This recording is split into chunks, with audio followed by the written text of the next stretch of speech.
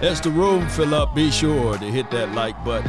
Let a friend or a neighbor know where to go when they want to tune in to Cowboys Sport Talk and beyond. The finish is touching. That's what we're going to talk about, baby. You merely adopted the dark. I was born in it.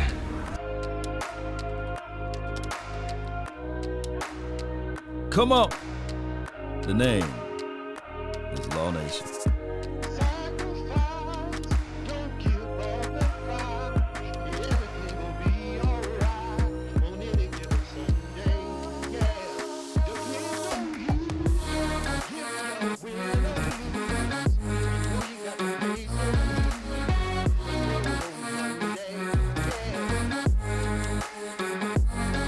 Come on.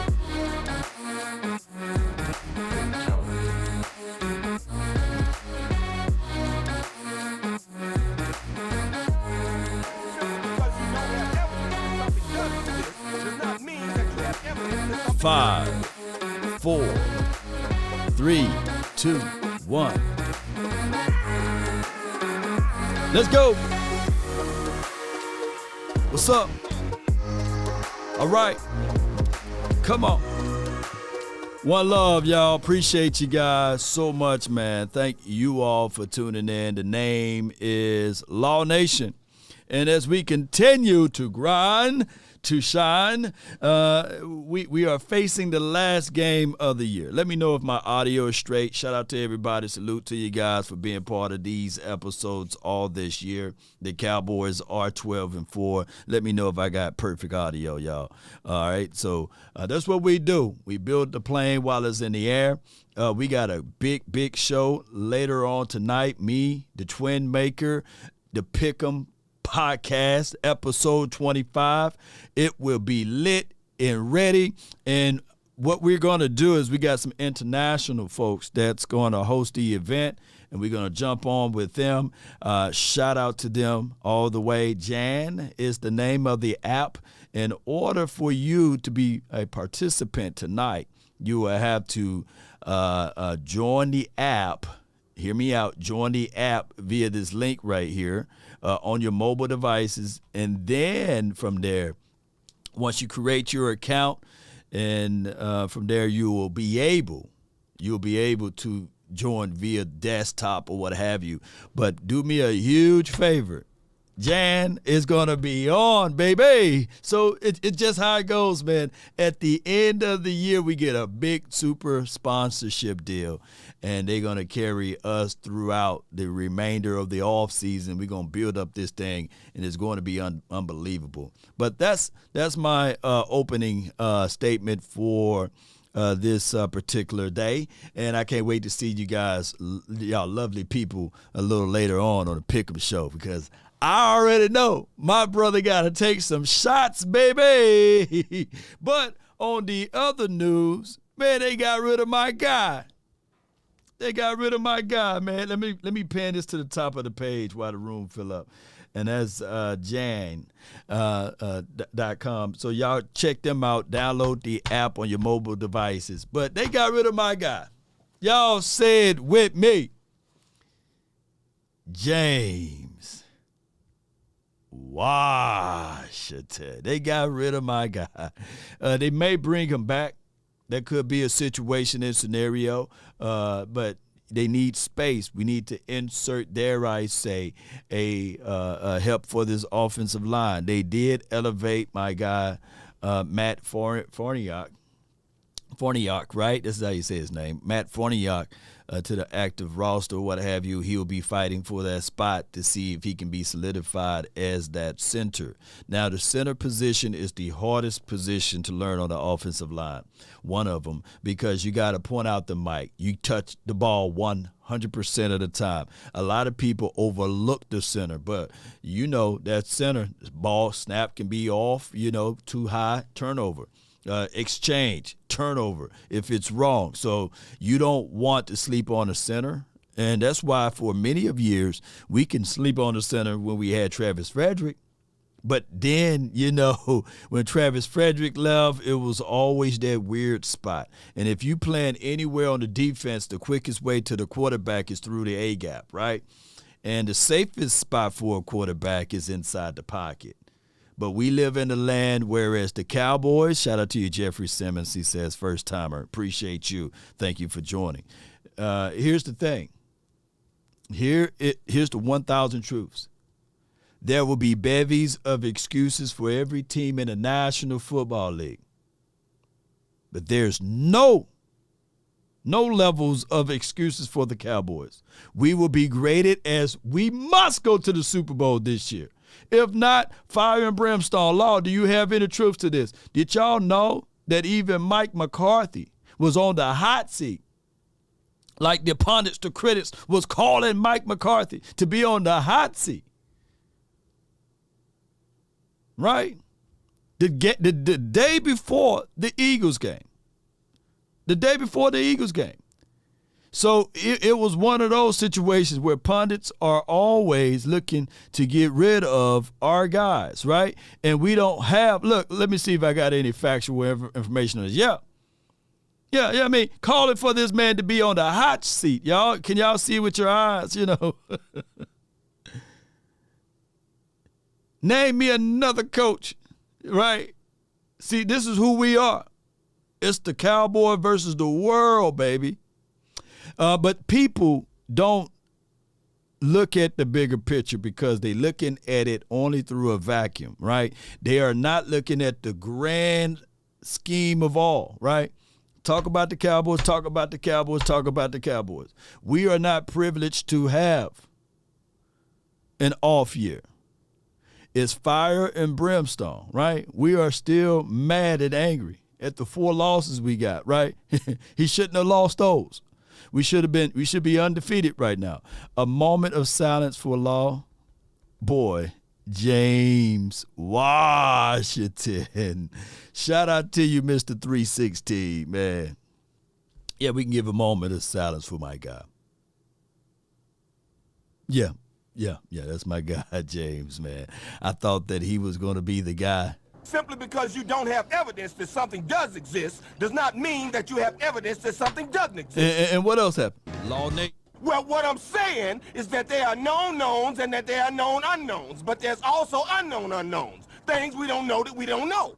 So if you guys understand the scrutiny of it all, now you see it. All right, so it's impossible for us to please everyone. I had the argument with most about, hey, as great as Tom Landry, they're great. I mean, the Super Bowl would have been named Tom Landry, the Landry Bowl. You know what I'm saying? Instead of, I'm talking about the actual trophy, I meant to say. Instead of the Lombardi, it would have been called the Landry. Man, you trying to get that Landry? How many Landrys you got? But as great as Landry, coach for this team, you only got 2 rings. And I'm not using that word only as a negative connotation, right? I'm telling you guys that, my friend, is hard, baby. You got to be hard from the start. You got to have heart. You right? Y'all can finish the rest of the lines if you know it. But here's the thing with the unknown. I'm not trying to let you guys not have the feeling or allow you guys to not have the feeling of frustration. You need to have frustrations in life. You need to get angry sometimes. If you stump your toe on the edge of a coffee table, I'm watching to see if you're going to let some out. You know what I'm saying? But if you stump your toe on the edge of a coffee table and you just keep moving like nothing happened, I don't want to kick it with you. You ain't real, man. I want you to say some F words, some cuss words here and there. You know what I mean? I want you to say, hey, good Lord, you know what I'm saying? I want you to blame the coffee table for being there, even though the coffee table was there before you walked there, right? But that let me know that you're human, right? It let me know that you're real. So that's why I spit the real, because I want you guys to be real. I don't have control over y'all feelings, right? And I don't want to lie to you because I care about your feelings. Shout out to Baby Boy. Mary Law says they have been saying that, but if the Cowboys get deep in the playoff, They have done well. Law, you didn't read my super chat last night on Washington. Shout out to you, Mary Lon. Let me see what you said last night. Yes, indeed. Let me see if I can find it. I appreciate you, and I love you to the moon and back. Anthony says, lessons were learned this year. Don't drop the book and lose your lessons. This is from Gallup. This is for 13 hours ago. They let me know I've been live, right? And let me see what you said, Mary. If I'm gonna go out there and find that super chat, if I can find it. Oh, Mary, I can't find the super chat, Mary. I can't find it. But I appreciate you so much. I was looking all through. I couldn't find it. Real recognize real. So here's my thoughts on this. The Cowboys, let the room fill up, y'all. Let the room fill up. Let me know if you guys got the notification bell or what have you. Let me know if you guys. Oh, you said it the last time. Shout out to you, Mary Lon. Appreciate you. Let me know if you guys got the notification. Give me a blue heart before I go any farther, because I know I see not as many people in the room, dare I say, as it used to be. So let me know before I give y'all all of this good ingredients, maybe. I got some good ingredients here, just hold your horses, But I want more and more people to jump in before I start spitting my mind, before I start talking my beard off over here, man. JD from DC, appreciate you, I got my faithfuls up in here, man. They are keeping the lights on for your boy over here. Hold on. And Happy New Year to you. Here's $5 towards James Washington. First month subscription to Law Nation, baby. Appreciate you, JD from DC. Man, James Washington, man, we were waiting all year, man. We're waiting all off season. Sometimes this goes back to making sure you cross your T's, you dot your I's. And then when you turn the paperwork in, make sure you don't have that oodles and noodle juice all over it, right? Make sure that you at least put your name on the paper so that you won't make a zero. Back in the days, way back in the days, you should at least get 5 to 10 points for putting your name on it, right? And the Cowboys left their name off of it during the offseason. Why, Law? Do you have any truth to it? Well, we got rid of, and I know we going to leave. I hope that next year we don't have to bring up Amari Cooper. But just for reference and context, I got to bring up Amari Cooper, right? So last year we had Amari Cooper.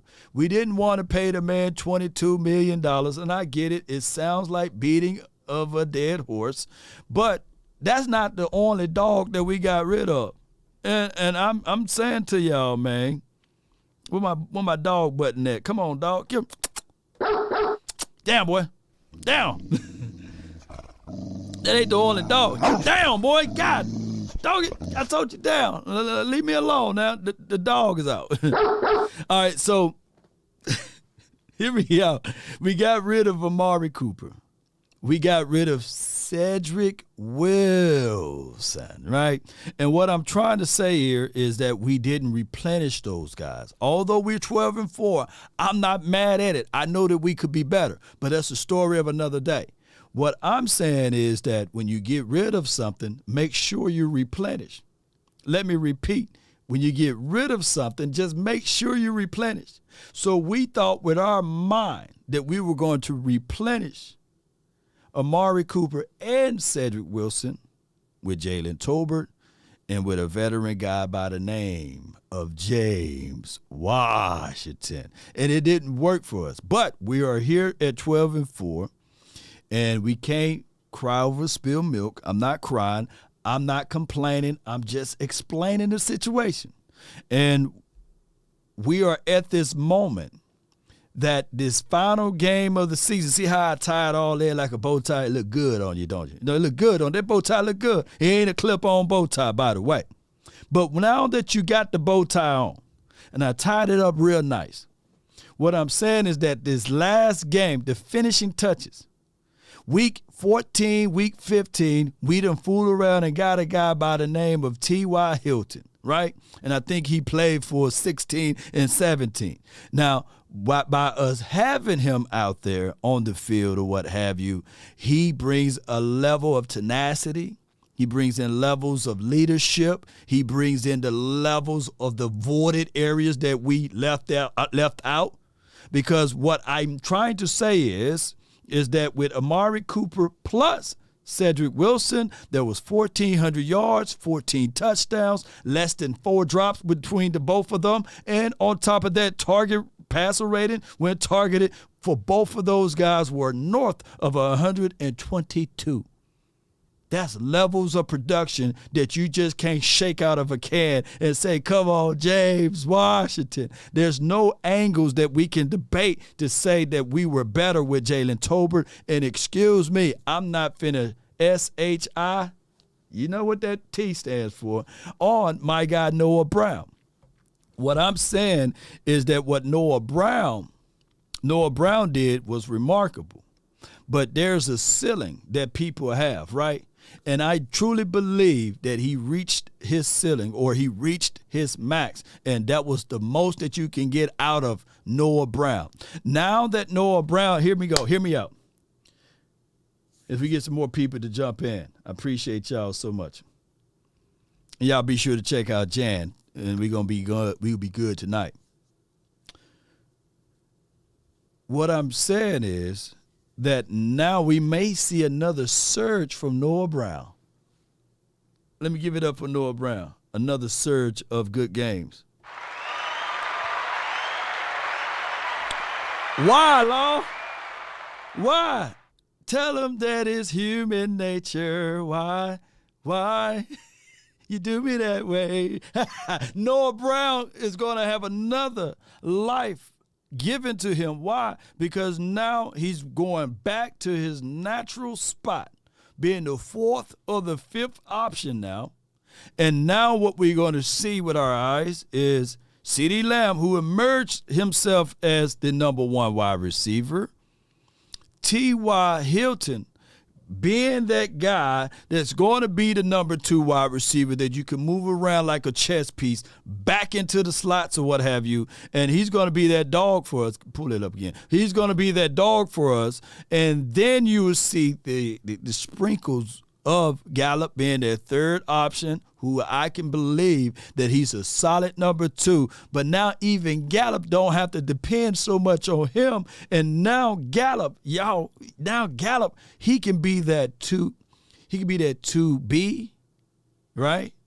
Strong 3.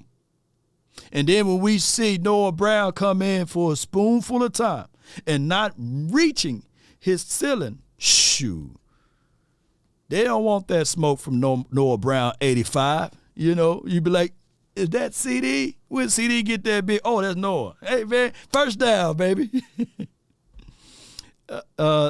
Coach Marv says, Law, it's time for Mike McCarthy to be the leader of men and promote confidence, not fear, like he did last year. Yeah, speaking of that, Coach Marv. Man, right on the money, Marv, man. I'm going to have to call him Coach Money Marv. You know, he's right on the money with it. We last year were nervous. I don't even want to see an N come out of these guys' mouth during this postseason, right? I don't want to see them boys talking about nervous, shy, timid, scared. I don't want to hear none of that. Coach Marv is telling the truth. Right? These guys got to have the mindset that there's no tomorrow. There's no more tomorrow after Sunday. Well, whenever they decide to give us that postseason game, that playoff game. There's no tomorrow. We're going to put it all on the field. And I know that, you know, it's kind of crass for me to say that now because of the temperature of the league right now. But in actuality, that's Dak Prescott's speech when you go back. He said, we're going to leave it all on the field. We're going to put it all out there. Win, lose, or draw. And we ain't trying to lose nor draw, you know. And I've got his whole speech, but he was spitting at those boys. I even seen, like, in these last 2-3 years, man, I've seen Zach Martin do the most incredible speeches, man, you know, inside the huddle, you know. And I promise you, those guys will run through a brick wall for Zach Martin. Zach Martin is a very vocal leader, man. And when Terrence Steele went down, shoot, Zach Martin was the first one to say, hey, he was the best offensive lineman we had. It's quite strange that our running numbers dropped since Terrence Steele left. The Cowboys, I'm not telling y'all what to do with your coins, but y'all need to figure out what to do with that coin, you know, for Big 78. Bruce Pitt says, why do you think that Kellen Moore hasn't used Turpin on any go routes this season? That's Simply because you don't have evidence that something does exist does not mean that you have evidence that something doesn't exist. Yeah, and what else happened? Well, what I'm saying is that there are known knowns and that there are known unknowns, but there's also unknown unknowns. Things we don't know that we don't know. That's the reality there, man. All I can think of is Turpin. I think we outsmart ourselves. I recall back in the days, man, working on a car with my Uncle Mickey, and he would say, you know, he couldn't stand those because he loved to work on those American cars, right? And no shade at foreigner cars. But he said, man, that old sideways engine, man, I can't stand it. And I was like, what sideways engine, you know? But it was the way that he was able to get in there on an American car, move the distributor around, put the manifold here, put the belt on, or move the carburetor off. But when they got time for those sideways engines, man, you know, he would say, man, those foreign cars, they so smart. They stupid, you know. He said they so smart, they stupid, because on some of the foreign cars you had to jack it up, remove the tie just to get to the engine part, right? Some of them had the battery at the wrong spot, and it was so. He was saying they were so smart that they were stupid, because it could have just been easier to have the engine where it was. And when you're young, you don't know that much. You just listen and you just write down, just trying to soak in all of the wisdom and understanding out there. Now, for those who are out there, ladies and gentlemen, that work on cars, show me your hands and give me a thumbs up, right? Like you were like, man, yeah, man, I agree with your Uncle Mickey, man. Shoot, them sideways engines, man, tear up all your knuckles trying to get in there, man. But, you know, it was all for to be compact, right? To get, you know, cars are cheaper now, but they sell them at more pricing. You know how it goes, because it's really no metal. All of this is carbon fiber and all of this, whatever, you know. But neither here nor there. I look at Kellen Moore. See, Justin D know what I'm talking about. Brad know what I'm talking about, right? East Coast Gridiron know what I'm talking about, you know. Knuckle busters. You can't get in there. You can't move around with it, you know. So I get it. I think that Kellen Moore at times, and I'm not sullying or denigrating the young phenom, you know, the ball wonder, Kellen Moore, but sometimes he can be so smart that he's stupid, right? And I'm trying to put the lipstick on the pig, but I appreciate y'all so much, man. But if he going to put the finishing touches on this offense, he got to understand his strength. He got to understand that sometimes, yes, being cute is good, but it ain't gonna last you. Or if I had a chance in a situation, a scenario, give me that 67 Mustang versus a 1999 Kia. You know what I'm saying? You know, give me the old classic. You know, give me one that I know when I press that gas, it will go, right? Give me the 89 Monte Carlo. You know what I'm saying? Versus whatever they came out with the Daewoo or what have you. What's some What's one of them cars using boat parts or what have you? You know, I think it started with an S, you know, a Saab or what have you. Sometimes you just give me the old classic versus that little old paper, you know, 5.0 Mustang, right? Y'all get what I'm trying to say here or convey over here. I'm trying to tell y'all, man, this Saab or what have you, you know, man, that car was using boat parts, man. And shout out to the Kias of the world, man. They done improved. They done improve. But if you look at the older, the newer, the older models of the Kias, you be like, man, is that a PlayStation console that's buttons? Man, come on, man. Let me get to some football since some of you guys are here, man. I appreciate y'all so much, man. But y'all get what I'm saying, though, and I appreciate it. Kia ain't bad in the modern day, though. You know, man, that Kia go hard. But Kia just started to go hard. But I'm talking about the early models of Kia, like the 2000 Kias and them Daewoo's or what have you. Who wrote a Daewoo? You know what I'm saying? Or whatever. I think that was a TV company making cars out here, man. Sabs were horrible, man. Come on, y'all get what I'm saying, you know. But Uncle Mickey was right, you know, about that. You know, shoot, go ahead and give me that Pontiac, baby. And them Dodge Chryslers never go bad, right? You know, come on, y'all know what I'm talking about. Some of y'all driving them right now, you know. Oh, my gosh, man. All right. Let me see if I can find this audio, man. I appreciate y'all for jumping in. Somebody riding right now in the Daewoo. You know what I'm saying? Like, man, shoot, I don't know what Law talking about, but that Daewoo go hard, man. Man, bump Law Nation, man. He ain't real, man. Come on, man. Race for the number 1 seed in the NFC is still very much up for grabs entering the final week of the season. The Eagles are in control of their fate for the third. Y'all hear the audio? Let me know if it's too loud or too low. Third straight week, a win would secure them home field advantage. But for the third straight week, their chances perhaps ride on the health of their quarterback, Jalen Hurts. We'll see where that goes. Meanwhile, the 49ers will play Arizona. They have a 90% chance to win that game, according to our analytics. And if they do, they would need a Philadelphia. I ain't gonna even lie, man. The Hyundai, not the Honda, but the Hyundai, when it first came out, man, we was like, man, they using boat parts. They finding parts here and there, put it together. But now a Hyundai go hard. You know what I'm saying? A Hyundai go hard and slightly loud but good. Okay, I know what I need to do. Appreciate y'all. And them Kias go hard right now, because when I was out there at Oxnard, when I was looking to get a rental car, I kid you not, you know, I was looking to get one, and they ran out of all of it. They ran out of all of the chargers, you know what I'm saying? They ran out because I wanted the charger, because I think that, you know, you on L.A. streets, you know, you want something big body. You know, you want to be able to pull the hill and get up and go. So all they had, quick story, y'all, all they had was a Camry, and they had a Kia.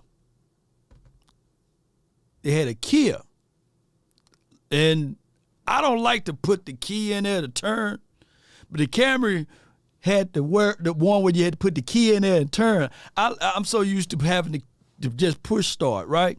So I said, give me the Kia, because the Kia had the push start, and they had like the LED light and everything. When you open the door, shoot, that Kia took me to L.A. to Oxnard real good, man. Shoot. That Kia, man. Yeah, appreciate you, man, the Kias. But it still had struggles climbing the hill. I think it was a 4-cylinder, man. I said, man, I don't really like riding no 4-cylinder. He said, nah, Law, they didn't change it up a little bit. I said, give me the 6-cylinder. I'll pay a little extra, you know. But y'all know how it is, you know. You want to push start. You want the new stuff, man, you know. But that Kia, you know, I think next year when I go to Oxnard, maybe I have a big time sponsor, man. They give me a Tesla Law or something. You know what I'm saying? I'll pull up there in the Tesla or one of them Jaguars or something like that, you know. All right. Who remember the rotary engine? Do they still make the rotary engine? You know, now that's a stupid idea, right? The rotary engine. All right, man. All right, let's go. Loss to be the number 1 seed, otherwise they're 2. And then there's the Cowboys. who still have a chance at clinching the division and the number 1 seed. That would be if Philly loses and San Francisco loses. So here's Jerry Jones on whether or not there's any consideration for resting his starters Sunday. There's too much to play for. We should go out and play and know that we've got 2 weeks before we have a playoff game. All right, so I got a lot of people sitting here at this desk, particularly this one immediately to my right, who I remember making deep playoff runs on a number of different occasions. The Dallas Cowboys, should they be playing all of their starters this weekend in a game that could wind up netting them the number 1 seed, but I would make an argument it's very unlikely. Absolutely. Play everybody. Play everybody. Did you see how the Dallas Cowboys looked last week? Did you see that? Yeah. I mean, against the Tennessee Titans. Yeah.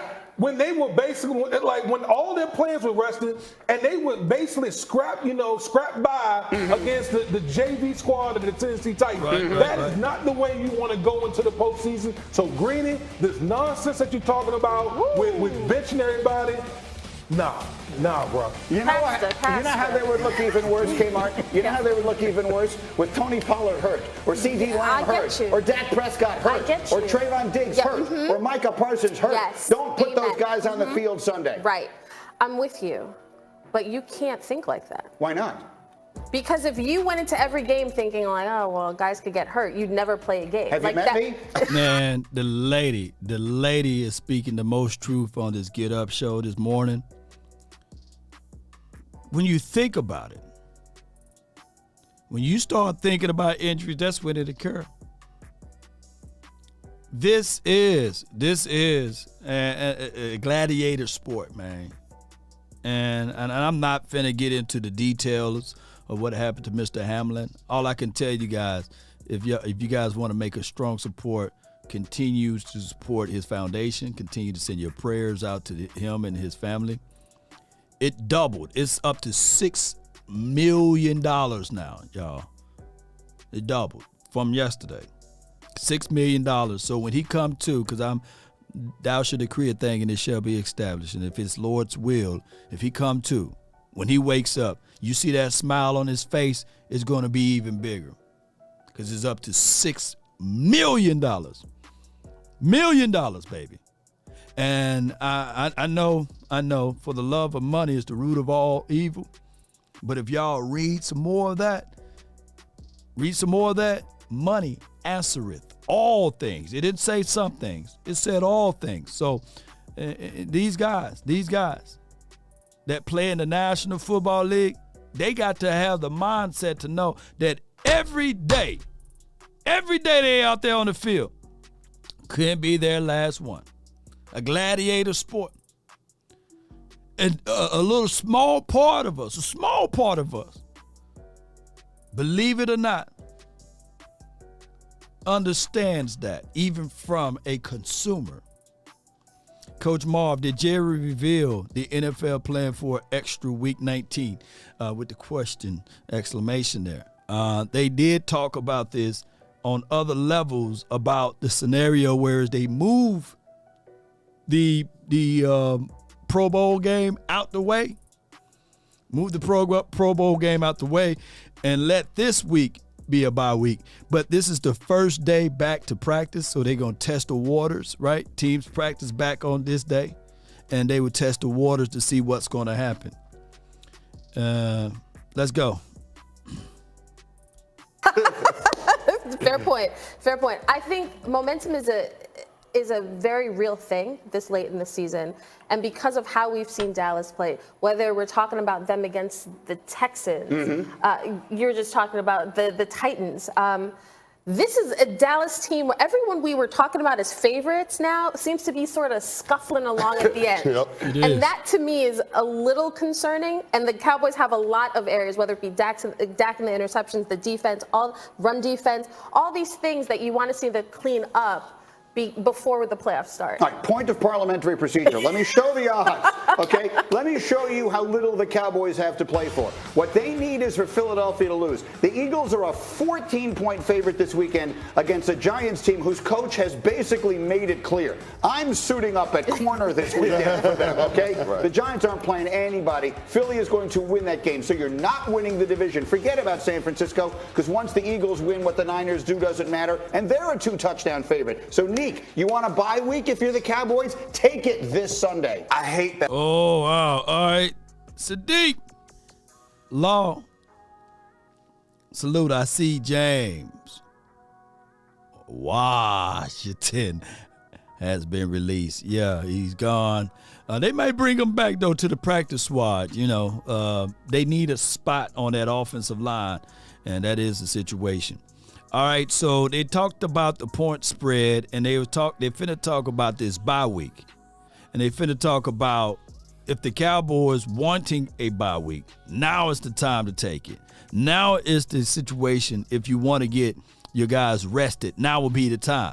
But I'm going to tell y'all, like we said on the final word last night, the Cowboys are the only team that, in my opinion, after the rest, it takes us a minute or so, you know what I'm saying, to get back on speed or back into good graces. I don't think that we are at one of those teams, in my opinion. This is just my opinion. These are not actual facts, although the historical data will support what I'm saying, but this is just my opinion. After the bye, we tend to come out a little flat, you know. So if we're going to take a fabricated bye within the last game of the season, there could be a possibility and a chance that whoever we play the first week of the playoffs, that we may start off that first quarter a little slow.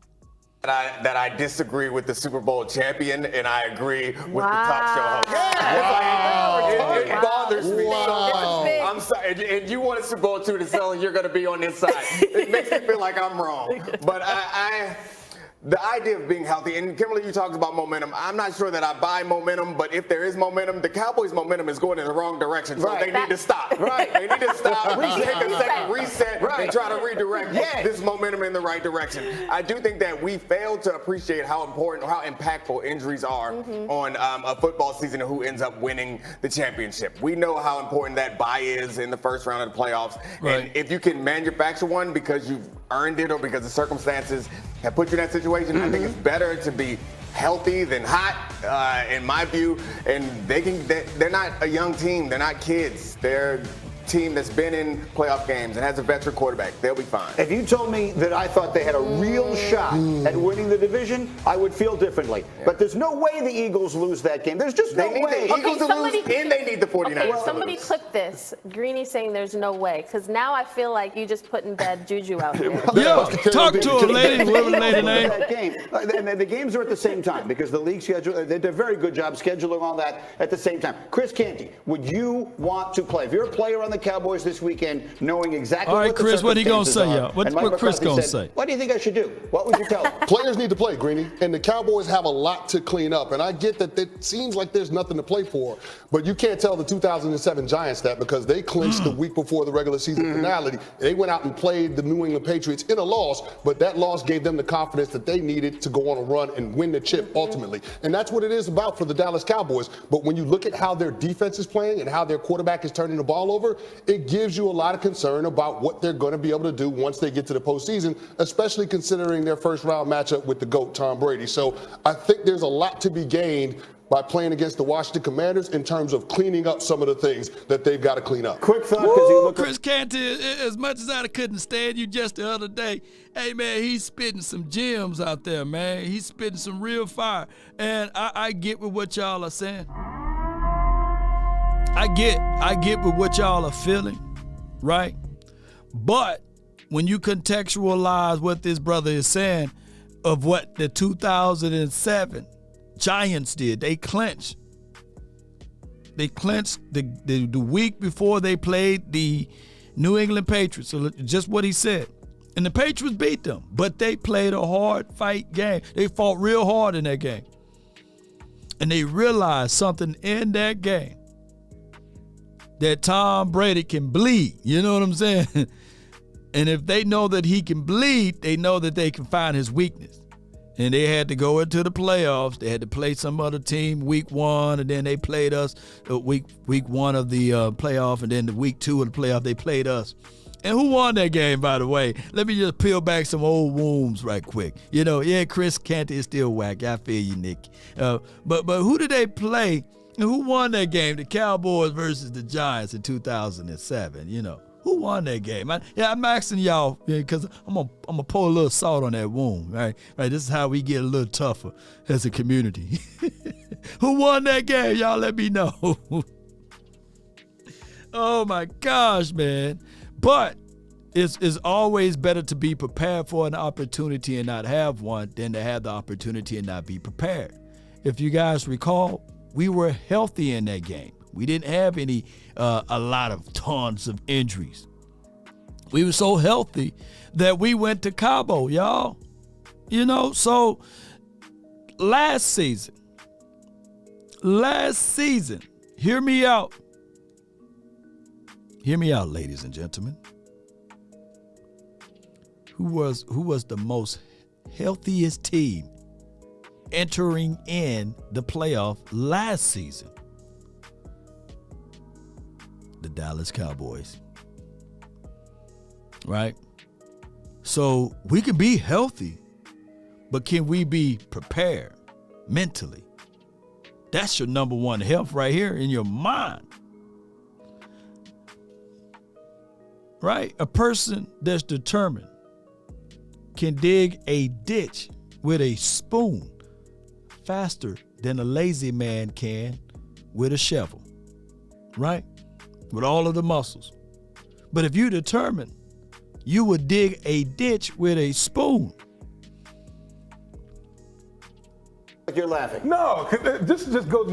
Is y'all whole thinking is out of sight, out of mind? Like if we just rest everybody just out of sight as far as potential, Dak interceptions or defense getting ran through. We just gonna rest everybody and hope that magically that everything will start working. They've had 17 weeks. Yeah. If they haven't figured it out by now, doing one more game ain't gonna fix it. What could happen, what's likely to happen, is someone is 100% going to get nicked up in this game. Mm-hmm. I'd rather have my team healthy and going into the playoffs than pretend like we're going to solve all the problems that we had for 17 weeks this week against the Washington football team. What he said. Well, I think that guy's name is Dominique Foxworth. I think that's his man's name. I would tell him to lean forward, but I ain't going to tell the man to lean forward. I ain't gonna hit the man. In a perfect world, that would be valid, right? But the reason why it's not is because T.Y. wasn't here for week 12, week 10, week 9, right? The offensive line that we have wasn't here just 3 weeks ago. We got to move pieces around, right? Y'all got to understand that we are still trying to figure out the offensive line, who, by the way, got the worst pass block win rate. And we played against a nice front against the Washington team. So what I'm saying is two things can be true, right? If you haven't got it together now, what makes you going to get it together, now, basically? Just rest the guys. He would rather have health versus trying to get it together. Like I said, these guys are not on the same page. They're not. Well, Jay Rich says 29th. I apologize. We're not the worst. There's a few other teams that's better than us in that. And we better than a few other teams, I meant to say. Yeah, so you're right. Correction. We the 29th team on pass block win rate. You know what I'm saying? Shout out to my guy Jay over there on the Facebook, always holding it down with the correct information, Nick says, Dominique liked the Cowboys, so he should know how rusty we get when we don't play. Keep grinding. Yeah, come on, y'all. Plus, Let me add another thing. Let me ask you a question. You ever have a late season bye while you were playing? Oh. Do you ever been on a team that had a bye really late in the season? You must have, right? Yeah. How good did you feel the next week? I still felt terrible. Exactly. Right? That's the whole point. Get him. I moved to strike. Those comments from the record. All right. In the meantime, we stay in the division because the Eagles have some decisions. All right, we ain't gonna listen to the Eagles conversational part of it. But I can tell y'all, for right now, ladies and gentlemen, in this sport, there are always consequences and repercussions, right? And the better ways to look at this, Cowboy Nation, your schedule says you're going to play for 18 weeks. You get 1 week off, right? That's your schedule. Now, we can look back and say, hey, can an extra week work for the Cowboys? Yeah, technically it can. But what it's going to cost you? You're now leveraging, okay, me versus injury.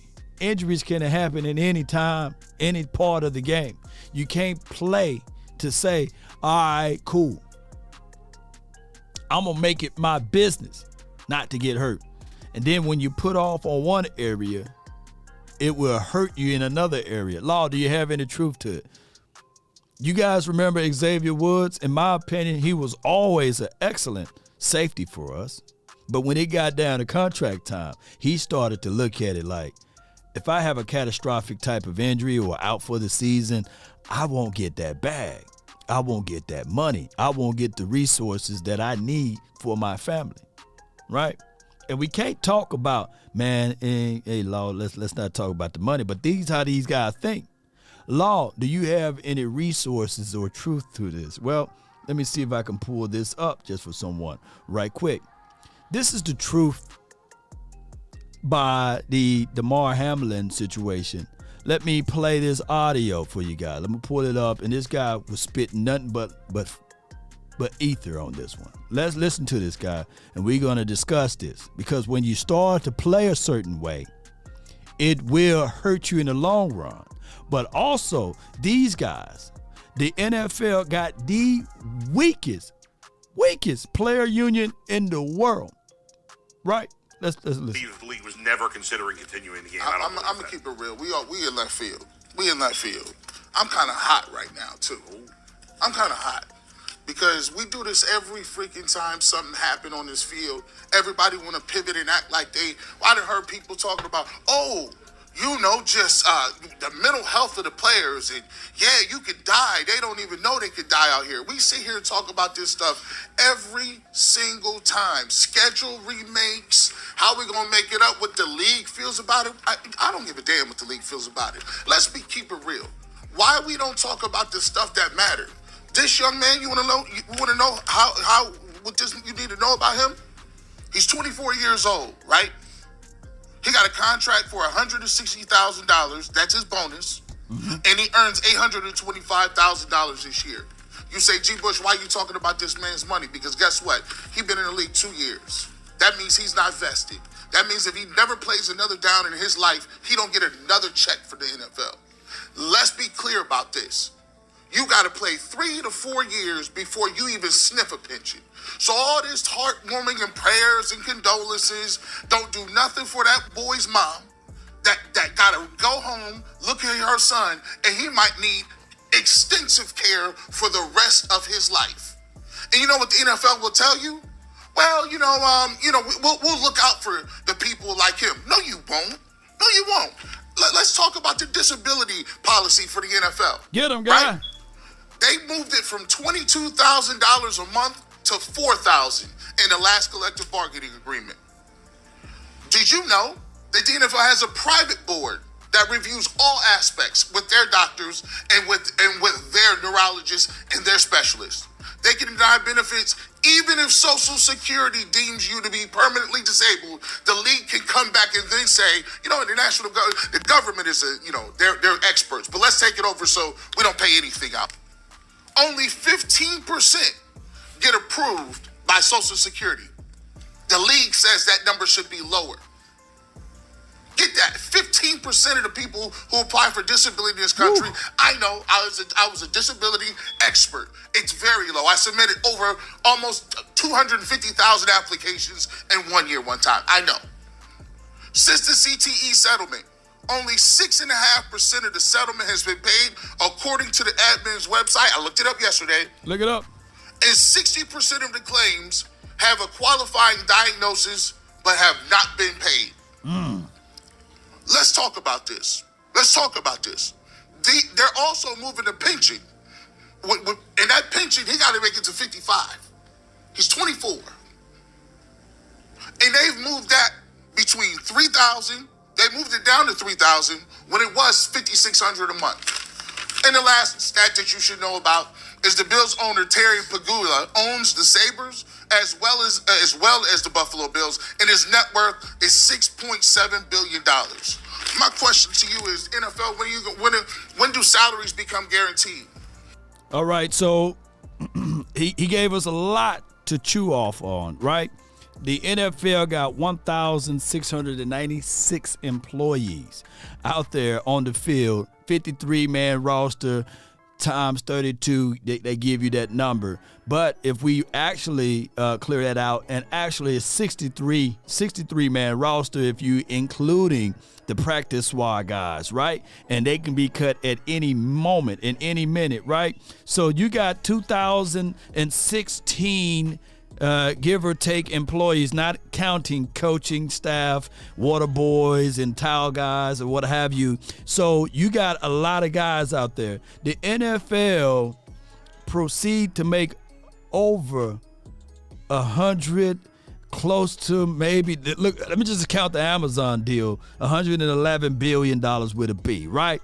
So when you start talking about benefits, the NFL collectively, the average time span of a player is right around 3 years. It's a lot of guys that are no longer in the NFL after their third year, by the way. And for you to play for more than 3 years, man, you done hit the sweet spot, because now you only got, a year or maybe 2 years before you can get your pension. And it's a situation whereas what we're talking about are billionaires with a B. And how they make money is to buy low, sell high anyhow. But what I encourage these players to do is that I would never fault a player to say, hey, I want more and more money. I want more and more resources. I want to be able to take care of my family, because what happened here is what we see from the outside is, man, that dude is making a lot of money, but we don't see the agent cost that's getting rid of. They're just taking a third of that money. We don't see, hear me out, the money that they have to pay back for schools or what have you. Some of that stuff could be waived off, or the debt that they are in, right? Literally, there are things that we don't see, right? Sometimes a guy might make $1 million. $1 million is a lot of money to most people. But $1 million, a house can cost, $300,000-$400,000, right? That's half, right? And if you only play it for 3 years, shoo, you still got Mama and Pookie and Ray Ray in them trying to get at you, you know what I'm saying, and say, hey, man, remember what I helped you out when you was in college. Remember what I did for you in high school, man. You know, so a lot of that money be gone. A lot of these people be broke, busted, and disgusted. So I don't dog nobody hustle, right? That's why I say, hey, man, make sure when you're in college, make sure you go get your paper too, man. Go get your degree so that when you get out of there, you can get back into the work field, just in case if that dream don't hit for you. Now, granted, I'm going to tell y'all, as a federal, if you're working for the federal government, it take you 5 years to get vested with them. It's not easy, too. So wherever you go, there are rules put into place. Now, can we have a financial seminar for these fellas? I'm quite sure we can. Can we sit down and talk to them about how to make money off the field, like with your podcasts and beyond. Shoot, what Pat McAfee doing, he should set up a class in studio. I think that a lot of people are gravitating to that, and we're seeing more and more players, more and more athletes that used to play the game are doing podcasts now. They are making money outside of what they do on the field. They utilizing their name, their fame, and who they affiliated with to make more money. You guys shouldn't be dogging those guys about that, because what we're seeing now is that this type of sport, there's a lot of people that watch what happened the other night and saying, I'm going to pull my son off the field because I don't want that to happen for him. Or it's another person that may have played 3 or 4 years that's in the middle of the pack that's saying, you know what, I'm going to sit back. Because a lot of people will not give you a pass when your salary and your money is open to the public, and they say, how did he blow $30 million? How did this man blow $10 million signing bonus? But they didn't know that there were so many hands taken away from that money. Shoot. I was asking my tax preparer, I said, shoot, can I claim Uncle Sam? I've been carrying him all year. Sure, he taking a lot of my coins right now. Uncle Sam, man, come on, bro. Can I claim, yo? You taking a lot of money, man. Shoot. But I might have to start a seminar to help these guys out. But shout out to what Ryan Clark is doing on the Pivot Podcast. We need to see more and more athletes figuring out other ways to make alternative income. If you know these young men are going out there and they could die on that football field, I don't give a damn what your thoughts and prayers are. Do the right thing. I just heard Aditi say it 7 times. This is a savage sport. Men are dying every week, and you covered that up during CTE, and now you want to act like you the top of the food chain because you got the CPR people on the field on time? That's the least you should do. You're not going to pay that man's You're not going to pay that man's tuition for his kids. You're not going to give him no disability money. You're going to do nothing. All you do is collect them big checks, and we go play fantasy footballs, and I hear these dudes' thoughts and prayers for a whole damn 2 hours. Y'all don't care about them kids. Don't cry for me, man. These young black kids is putting on the line. And you telling them what they put on the line ain't worth it because you know why? Because you don't want to pay for somebody that's broken and battered and can't take care of themselves because it costs you money. So it is all about money. And I ain't heard nobody talking about no contracts. And he's sitting up here cashing these checks. We worship these owners. They do anything they want to. Anything. And as long as the product is good, we salute it. I'm pissed off today because ain't nobody talking about the real stuff. There's people out there, players are saying they just want to wait for us to die. I like the NFL just like the rest of y'all, but I'll be damned if I'm going to sit up there and pat Roger Goodell on the back for running this organization the way he does. They run it like a criminal organization. Sick of it. I'm tired of that, man. I just had to get that off my chest because all this stuff, you ain't talked about what this boy going to go through. This kid could be damaged the rest of his life. And we talk about making up games. Care about making up no damn football games. Hey, man, he hot, y'all. Hey, and that's a lot of passion right there. I can say this right here.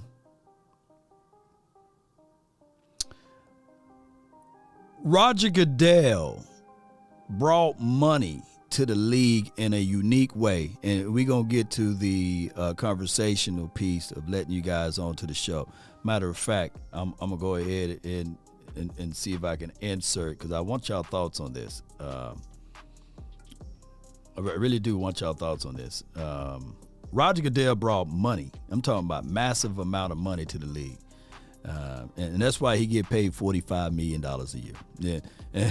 And then on top of that, I think that he got a health care policy that's for his kids and beyond, right?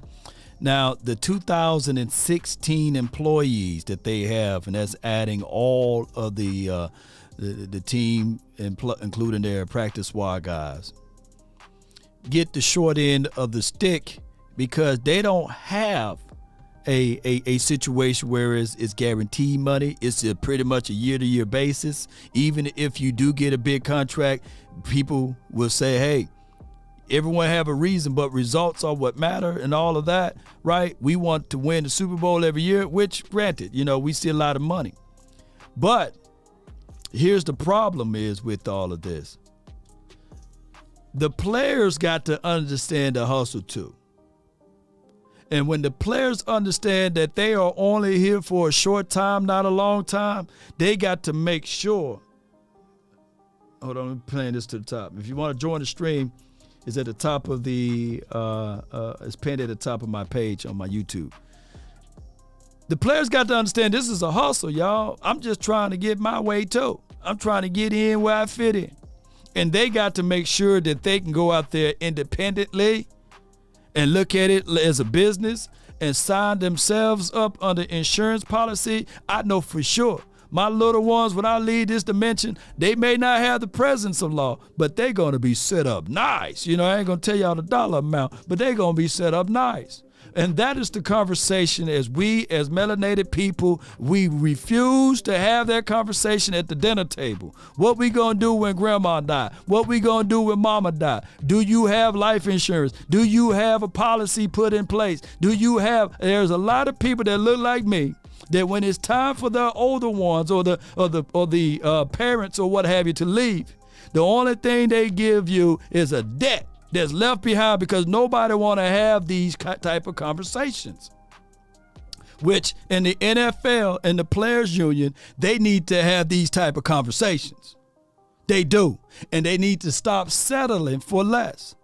9 times out of 10, when I tell you guys about the Players Union, I say they the weakest union they the weakest union across all sports conglomerates, what have you. Why? Because they bend so much. They allow Roger Goodell and the owners to really put it to them. And they would say, okay, this guy get fined for that. Where the money go, they don't know. The fine money should go back to some of these players. So some of these older players that played this game. And we see this thing going left and right. There's no one glove to fit all. Sometimes a guy will get fined $15,000 for socks. Another guy will get fined $2,000 for a pair of socks. There's no equal ruling out there in the Players Union and of course these suspensions and beyond.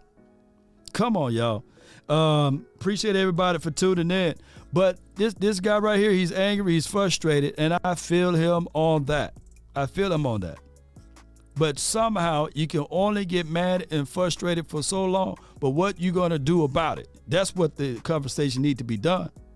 We got people that played in the National Football League with Gold Jackets. We got people still waiting on their pensions. We got people that sit back and say, well, hey, man, I don't get that money until what? I'm 55? I'm 24 now. How can I get the money now? I'm battered and bruised. I only played for 3 years.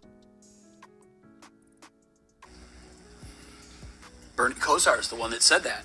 You mentioned the player that said they're waiting for us to die. I thought about that conversation we had with Bernie on this very set about the league not properly taking care of these gladiators that have churned out billions of dollars for these owners. Yeah. Billion. And part of that is honestly, part of it is a failure of the leadership of the Players Union. That historically has been a problem. The right thing. It don't take you or you to twist my arm to do something I should be doing for my players regardless. Everything ain't a negotiation. You getting billions. You can die today. That's a sliver of these people just want basic health care. We talk about $4,000 a month, boo. They don't need no players association to do the right thing by their players. It's called do the right thing, period. Man, do the right thing like Spike Lee, man. All right, I don't know the name of the show that was on my TikTok, man, and it seems as the show is based out of Cleveland somewhere. So hopefully, man, those guys, man, we can come to like enough talk about it, right? We can diagnose that submit it out to the people, and hopefully, man, down the line, somebody can come up with a solution. That's all we can hope for, man. I'm going to try to do my best to spit my knowledge out there. I deal with a lot of players who played in the NFL, right? Who now actually retired or what have you, and they hit me up and say, "Hey, Law, what I need to do to do this podcast?" Or, "Hey, Law, how can I get to this level? What I need to do? What kind of equipment I need? Or what I need to do in order to get this type of business set up?" I can only do it from this level. But shoot, y'all can only imagine if Law had $2-3 million in disposable information and all of this stuff that the NFL is privy to. But those guys, man, it's all about their bottom line. It's about their money. And that is only one side of it. I ain't even talking about the stadiums that been built and the property taxes and beyond that you got to pay just to live in that area. Shoot. Boy, ooh-wee. It can get treacherous, man. Let me see if I can get my guy on. Hold on right quick, fam. I'm going to put you in right quick. Hold on, fam. All right. Yes, indeed. Let me get him in over here, man. Let me get in on this over here. Let me fix my room up just a little bit. How you doing, though? Man, I'm doing good, Law, man. Speaking on the situation, and pretty much as is, Hold on. Get it together, man. You about to have me with a DUI over here. Boy, you moving around, fam. All right, my bad. But I was looking at the Skip Bayless tweet yesterday. Right. My uncle had broke it down to me, and he was like, "You can't be mad at what Skip is saying because look at the long history of the NFL." Right. He was like, man, you had folks that got paralyzed and they still played the game. Right. And my whole thing is, my favorite rapper Lil Wayne said, "What's a goon to a goblin? What's a million? Yeah. What's a millionaire to a billionaire? Y'all got billions of dollars. These folks getting paid million, but like you said, like think about with Dak Prescott. He ain't seeing that whole. He ain't seeing all that. Nah. You feel me? He probably only seeing half of that, and all sponsors and stuff. He probably seeing about a quarter of that from sponsors. Right. Because you still got to pay your agents. You still got to pay these bills and these kind of bills and these kind of bills, your trainers and all that. So it's a world of it's a financial literacy that they don't understand. Right. And as an NFL as a whole, like I said, y'all damn near probably $1 trillion company. You $500 million company for real. You're on your way to the T. Yep. But you don't even want to pay these guys for putting their life on the line. You in the office in your nice suits, your $100,000 suits, while these guys in probably $100 pads and stuff out there hitting each other, knocking each other loose. You feel me? You remember when Ryan Clark got hit? Yeah. Right. Busted spleen, had to do a whole bunch of things. But see, I get what you're saying with that. And the problem is with this collectively is, that's how they got their billions. You know what I'm saying? When you think about this, and I don't want the Illuminati or anybody to come after me, but you know how this thing goes, man. A snowstorm hit Dallas. All of a sudden, you need gases, you need resources, what have you. The price of that bag is going to go up more, right? They don't look at, like when you talking about the bottom line of capitalism, it's about, I know that you might have 2 or 3 kids at the house and it's below certain degrees. But if you can't pay this, then tough luck for you. There's no, that's capitalism at its all time. I got to find a way to create the demand for you to now. I got the supply and I created the demand. Shoot, pay me. They don't care about I do like that. Like look, in this world, I do security, right? Me and Lady J, we both do security. Right. And the security company that I used to work for, which they just reinstated me yesterday, and they want to bring me in as a supervisor. My whole thing was I was making 2 bands thank you. I was making 2 bands every 2 weeks. Okay. That's $2,000. Maybe 2,500. Yeah, maybe 2,500, maybe 2,300. But I was bringing that in every 2 weeks. Nothing more, nothing less. Right. And the time that I had, you know what I put my body through? I had to put my body through doing like three or two doubles each week. I had to do at least, and I working 7 days a week. Didn't really have time to myself, and during that time that I was working like that, I was getting up, making sure I catch Law Nation because all right. This podcast really play a big part of my life. I appreciate you feel me? Cam. So doing all that, right? It plays a big part of my life. So with doing all that, you feel me? I had to understand that sometimes you got to put your body through certain things, but you also got to take care of yourself in the process. Right. So how was I able to take care of myself in the process? Okay, I can catch Law at 11. But when I get home, I don't need to be up to 2 o'clock. I mean, when I get home, I need to go ahead and go to sleep. Right. So that way I'll be rejuvenated and I can still catch Law. You see what I'm saying? Right. So I had to figure out a way to maintain my life. And then when I end up leaving, I had more time. Now they reinstated me. I still be making more money and because of the position that I be in. And I won't have to work as much. But see, my whole thing is you have to understand. And that's what these NFL players have to understand. And I feel like if all these players take a stand and say, we're not going to play, if it's this serious, if we this serious about it, we just ain't doing this just to say, oh, we want to send prayers. Every NFL team, I don't give a hell who you play for. At this point, Jerry Jones, this ain't even about you neither. Every NFL player need to say, we ain't playing no postseason until that boy get until we all, not just him, until we all get what we deserve. And that's if this gonna happen to us, y'all need to look out for us. Matter of fact, I don't know if you watched this show with with The Rock. The Rock had a show called Boss. Mm-hmm. Oh man, we lost you, Cam. Oh my gosh, man. Hey, we'll figure out how to get Cam back on, but just to elaborate what Cam was saying, and we will figure out a way to get MJU next. But let me just bounce this ideal off of Cam. Here's the truth of it. Billionaires, they trade their resources as far as their money that they made to make more money, right? They won't sacrifice what Cam is doing, their time, in order to make the money, right? Because they want the money to make their money. And I'm gonna touch on this just a little bit. There's a thing inside of all of you guys that the opportunity, we all are given 24 hours a day, right? We are all given that time frame to sacrifice our time for money. But in order to make more money, you got to do the things that a lot of people won't do. And that's sacrificing your own money. It's the parable of the talent once again. But I don't want to dive too deep into that. But I'm only going to talk to you guys on grass surface. Cam could be making $2,000 a day if he play it right.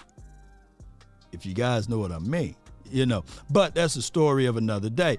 All right, MJ, get yourself together, man. Get yourself together. You're going to be next, fam. Yeah, there you go. MJ, I'm getting my guy, MJ. Yeah. I mean, you sideways, fam. Get it together. You in the back. Yeah, there we go. I'm going to add you in now, man. Yeah, man. What's good with you, man? How you been doing, man? Doing good, man. How life been treating you, fam? I'm good, gonna let you man. sit down and get ready, man, before I bring you on. Just getting ready for work. That's about it. Yeah. Okay, getting ready for it? Yeah. No doubt, Yes, sir. man. Yes, sir. How you been doing? This Man. your new way? You gonna do it this way, or you just testing it out? I'm always trying to reinvent myself, man. You know how it goes, man. Yeah, this is nice, man. Yeah, I appreciate Hey, you. I talked to your boy one day when you was on your link.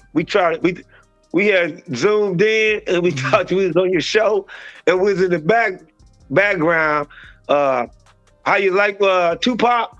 Oh, you talking about VIP? Yeah, me and VIP talk. I took his information. He got my information. Okay, that's family, man. Sure, that's what family's supposed to do, man. Yeah, he never been to L.A. He said, man, when I come there, we gotta hang out. I said, yeah. He's a young guy too. Okay, he's young too. Yeah, he's like 25, 26. I started laughing. I said, boy, you that young? I mean, he that young guy. I know. But shout out to him, man. So what you got for this playoff time or whatever? It was just off-ball conversation, man. Whatever you want to sound like. I mean, whatever you want to talk about today. Yeah, this playoff. You guys, I listened to y'all show last night. Y'all make good sense. You was talking about the big guy. Remember I was talking about the big Rush? Anthony Rush, yeah. Rush get cut because he get overweight. It's not his play. They say when he get overweight, they got to cut him. Right. So if he keep his weight down and do like he's supposed, I think when they get to Dallas, they be like, this is big money. Right. If I do my right thing, I could be here for a while. Man, you know what I'm saying? Leverage. So yeah. So if he do, so what I like to do is this would make Dallas defense. And I saw some, and I know you watched the games. The problem with Dallas defense is they always try to run in. The quarterback will run out and give them more time. If the DNs loop like this, like they're supposed to, both ways, and then you get Hankins back, and if I'm Dan Quinn, I'm starting Hankins and Rush. And I guarantee, like you said yesterday, them other two boys, I'll put them on third down. Are you talking about our edge rushers? Our edge rushers, man, when we look back at the analysis of tapes, our edge rushers are bending off. They get into the quarterback, but the quarterbacks are stepping and climbing the pocket.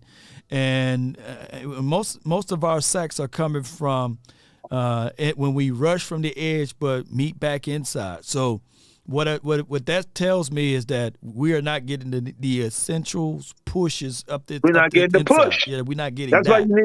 That's why you need Rush and Hankins, because they're going to bulldoze. Now the quarterback, and then he can't go in the middle no more. Now he going to get sacked. He run to the outside, sack. Go to the other side, sack. That's how you're going to get most of the sacks. And that's what hurt Right. But at this point, I think that Anthony Rush, I think that he can't beat out Gallimore and Osa as relates to the passing. So the Cowboys are not going to sacrifice a 364-pound guy out there in the field when teams see that he's out there and then they switch over to passing. So I get what you're saying, though. I get what you're saying 1,000%, fam.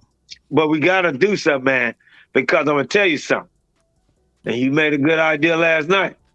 That Green Bay quarterback and that Tampa Bay quarterback, even that San Francisco quarterback, they said, let's test these guys up the middle because 96 ain't going to do nothing. We're going to run right. I'm telling you, bro, he's about to get it. He gotta come on through now. For some reason, he's got to play for the Cowboys. Yeah. They don't play like Leon and let them back in the day. They play good when they lead the Cowboys. Have you noticed that? Yeah, man, it's a situation and a half, man. That's a good observation from you. What else you got for the show, man, before I let you roll? Oh, man, we just got to, everybody. Oh, I was going to say, I didn't get to tell you last time when we was on the show. Dak Prescott, I got to give him to him. He came of age. What I mean by he came of age, he could do it. Tony Romo throw 3 interceptions, and you still in the game. Back in the day, if he throw 3 interceptions, I'd be like, oh, this game over. Oh, no. I ain't worried about that. My problem is that defense. I'm scared of my defense, man. I hope they don't let me down, man. Because he going to give the lead. Dak Prescott going to give us the lead, guys. Come on, Dan Quinn, please. And my boy in the game, he should be playing 27 this week. I mean, the 37. Your boy. Trayvon Mullins. He'll be a guy that I'll be looking for. He got to show up a good day in practice today, tomorrow, and hopefully Friday. And we will see. We will see. Oh, and one more thing, Law. I was going to say about the kid, and I said it to a show last night on the basketball show. To everybody on here, you need to take aspirins. Well, I'm telling you why you need to take aspirin. It doesn't matter how old you are. The aspirin keep you from having heart attacks and your brain. Now, I'm going to tell y'all something. The kid that hit them put him out. I'm going to tell y'all something right now. What was going to happen, that kid, if he wouldn't have been on that field on Monday night, he would have died because he was about to have a stroke anyway, guys. Something was wrong with his heart. All right, So I appreciate you so much, and thank you so Yeah. much for calling in. Let me hear you say it, fam. How about them Cowboys? And let's get this playoff wins, man. No doubt, man. Let's No go. doubt. Let's No go. doubt. All right. As a disclaimer, y'all, always consult your doctor before taking on any medical advice from anyone.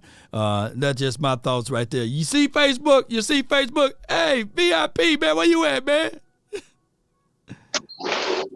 Hey, man, don't fall off that ladder, man. What's going on with you, man? What's going on with you, man? Hey, some of us got to work for a living too, Lord. Hey, you know, man. the radio don't pay good out here. So I got to do my Oh, man. Hey, man, you chop, man. You know that's choppy, what man. single dads do, bro. I couldn't hear a word you said, man. But I'm chopping up. Yeah, you chop, man. You chopped and screwed, man. Oh, man. Can you hear me, Lord? I can hear you, man. Is it better, Lord? Man, it's like you on 440, 460p over there, man. Hold on, Lord. Hold on, Lord. Let me get to a better area for you, baby. Man. Yeah, you got to. Hold up, Lord. Come on, Tupac. Yeah. I'm coming, baby. Yeah. Hail Mary. Run with me. Let me get out, man. I'm working on my man club right now. Oh, yeah. That's the Let me get VIP outside line real right quick there. so I can get some air. Oh, yeah. Yeah. Yeah, that's the VIP. Yeah, you get a VIP. Be easy. All right, let me get outside.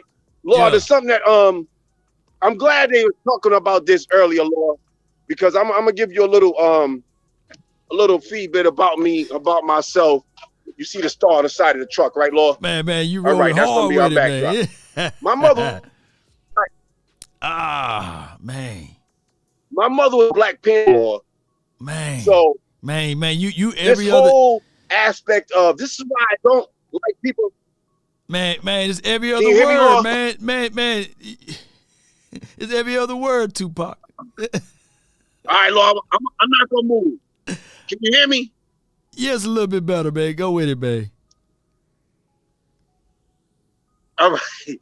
Anyway, I just want to touch on this whole thing because this is why we should stop counting the players' pockets, Lord. Right. Because the lifespan of an average player is 3 years. Right, correct. Right, Lord? Right, you true.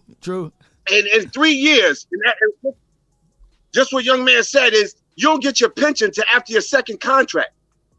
So this is why they go so hard for their second contract. Oh, yeah. Second contract. Yeah. Because if you don't get that second contract, you hit. So the owners have already got $1 billion from Amazon. $111 billion. Yeah. And 40 billion from gambling deals. Yeah. Man, hey, man, I'm going to have to hit you back, man. Man, I'm going to hit you back, man. Every other word, man. They going to think I'm talking to Tupac for real, man. Let me let D-Town in, man. D-Town, you live, man. Unmute yourself, man. You live, fam. Oh, my gosh, man. Hey, my guy VIP be looking just like Tupac, man. I promise you he can pass for an impersonator, man. D-Town, man, sound like you drowning over there. You all right? Okay. Oh, yeah, now I can hear you, fam. Can you hear? Yeah, bro. I was going to hang up on you in 5 Can you hear seconds. me? Yeah, I can hear you, man. Talk to me, man. Don't do that to me, Lau. I saw you waiting in there, man. Talk to me, well, man. Look, check it out. Okay. Shout out to my boy VIP. I like that star on that car, man. Make them boys know, man. Let them know, man. This cowboy country, you know what I'm saying? Right. Okay. 2, Lau. Man, you right, man. Your homeboy homeboy you had, man, he right, bro. You know, he really is right, you know. And really, Lau, man, that go around all around the board, man, you know. Mm-hmm. We need to be getting paid way more than what we've been getting paid for the longest, you know what I'm saying, Lau? Right. But we just gotta, just like you say, man, we just stand up, bro, and we just, you know, demand what we want, we gonna be able to get it. Cause there's so much money out here. Man, let me tell you something, man. Frontline employees always get the rough end of the stick, man. They the ones that gonna work the most. They the ones that not gonna have the holidays off as much, right? And they have occurrences and things like that. I've been one of the frontline employees before, right? Where you gotta always adhere to a supervisor that probably making $1 or $2 more than you, and then you got your lead or what have you that act like they your supervisor. So it's rough, man, when you're a frontline employee. So I look at most of these players, if you're not drafted high and you're not making big coins, you are considered a frontline employee, right? So once you make your second contract, maybe you can get some weight moved around here and there and people will listen to you. But they're counting the days from there. And the average lifespan is 3 years, and the NFL collectively is so different from all of the other teams that's out there, as far as the other leagues out there, because they hold the most employment. You know what I'm saying? It's hard to handle 63 people, man, on every different team. Whereas the basketball, I think, is like 15 to close to 20. So it's just a different world, man. But too though, Lau, we just asking for basic necessities. Right. If I get hurt, give me some insurance, bro. Yeah, but if you Lau, get hurt, you worth $6.5 billion. 6.5, right? Yeah. We can do the math, right? Oh yeah, and the money is there. $4,000 a month is 12 months in a year. Right. You get what I'm saying? Right. And then we just you times that by how many players up in the league. Man, this world's so cruel, man. If a church, it's that simple, if a church, right? put it like this: if a church, all the tithes and offerings they get, but if a church don't pay their, if the church don't pay their water bill, look, I know, but if a church don't pay their water bill, light bill, the company's gonna cut that light bill off, man, and they're gonna turn the water off. We live in a world like that, man. So I get it. These billionaires, the reason why they billionaires is because they hold back. They're not giving it away. They're not giving it away. And I know it's hard. It ain't no way to give and still become a billionaire. Not from their standards. I don't know. I don't know a philanthropist that gave and made it like that. I don't know. I could be 1,000,000% wrong. Nah, you might be right too, though. Right. Just like you say, it's capitalism. Capitalism, it's man. You always trying to see the have versus the have how nots, you can get man. the most from somebody, without giving them. But what need to be done, D-Town? What need to be done is a stronger union, though. The union need to be stronger. That's what need to be. But you know how you get around that if you're a billionaire?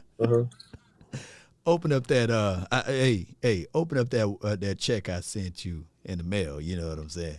And that union, that player union, they was gonna vote. That player union that was gonna vote. That player union, that union rep that was gonna vote against it. He like, okay, all right, okay.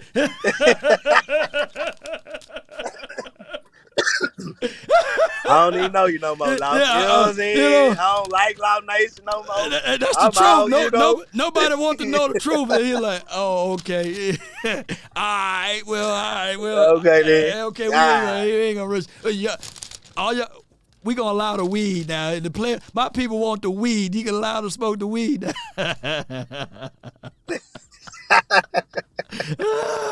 Let's get this game on. But before I let you go, man, here's the 1,000 truths about all of this. You may say we gonna all stick together, right?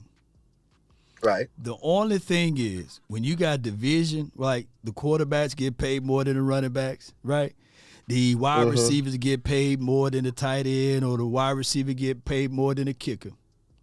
And when you have that type of levels of division, and we say, all right, we're going to draw a line in the sand, nobody cross it. And then all of a sudden, and that's how they keep control. Then all of a sudden they say, nah, nobody ain't going to cross that line because, shoot, we want to see good product, but the players are sitting out. But if I get a phone call knocking at the door,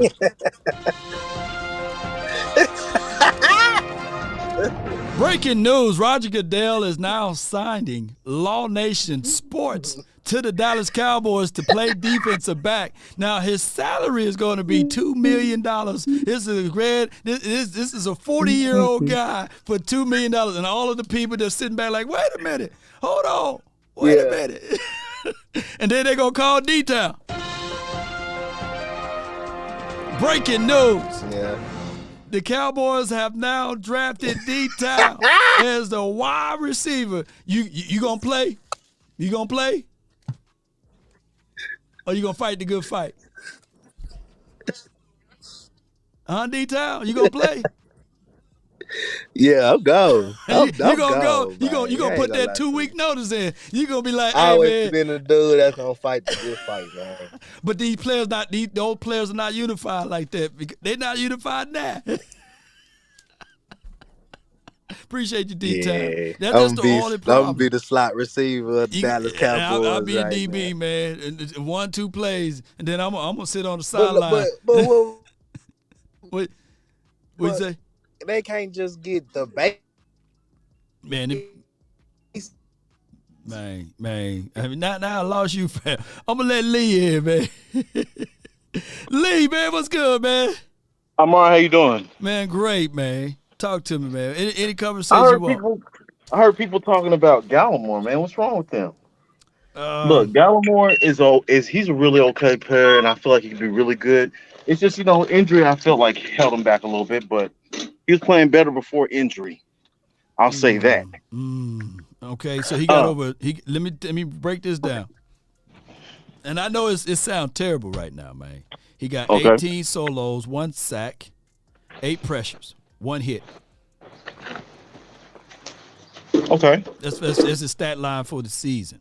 So what they're trying to say here is that's what they were getting out of Antoine Woods, man. That's what they was getting out. Now Malik Collins, when he was here, he was getting literally 4 to 5 sacks a season. If they feel he's too much of a problem, why not play in Diggy Zua? He's been doing really well. I've seen him step up the past couple of weeks. So, especially in the run. Here's the problem with this one though, and I like both of those boys. There's one thing I can tell you: Osa and Navarre Gallimore, can't nobody say that those boys don't work. Those boys grind. I was out there at Oxnard. Those boys hitting sleds, working hard, staying after practice. But the thing is, with even Osa, my problem is with Osa and Navarre Gallimore. They are both 3 techs. And what Quinn like to do is he like to line sometime Osa at 0, right? And that's not his cup, man. He's a 1-gap guy. He ain't a 2-gap guy. He can't hold down the center and the guard, the left or the right to switch off. And when you look at Gallimore, yes, he gained, 15, 20 pounds. The Vaches peanut butter, as we all call it, And, me getting bigger don't mean that I'm going to be stronger, right? You know what I'm saying? He just a point of contact. He ain't leveraging. He's not anchoring in. He's wider and bigger, but he still naturally is a 3-tech, in my opinion, trying to play 1.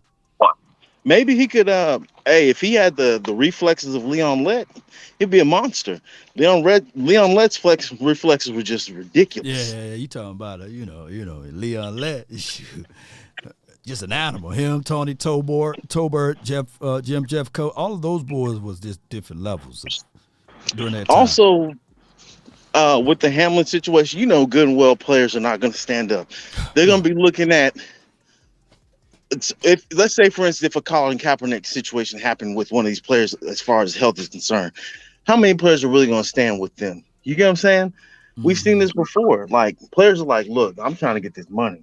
No offense. Yeah. And I hate that. I hate that this situation has come to what it's come to.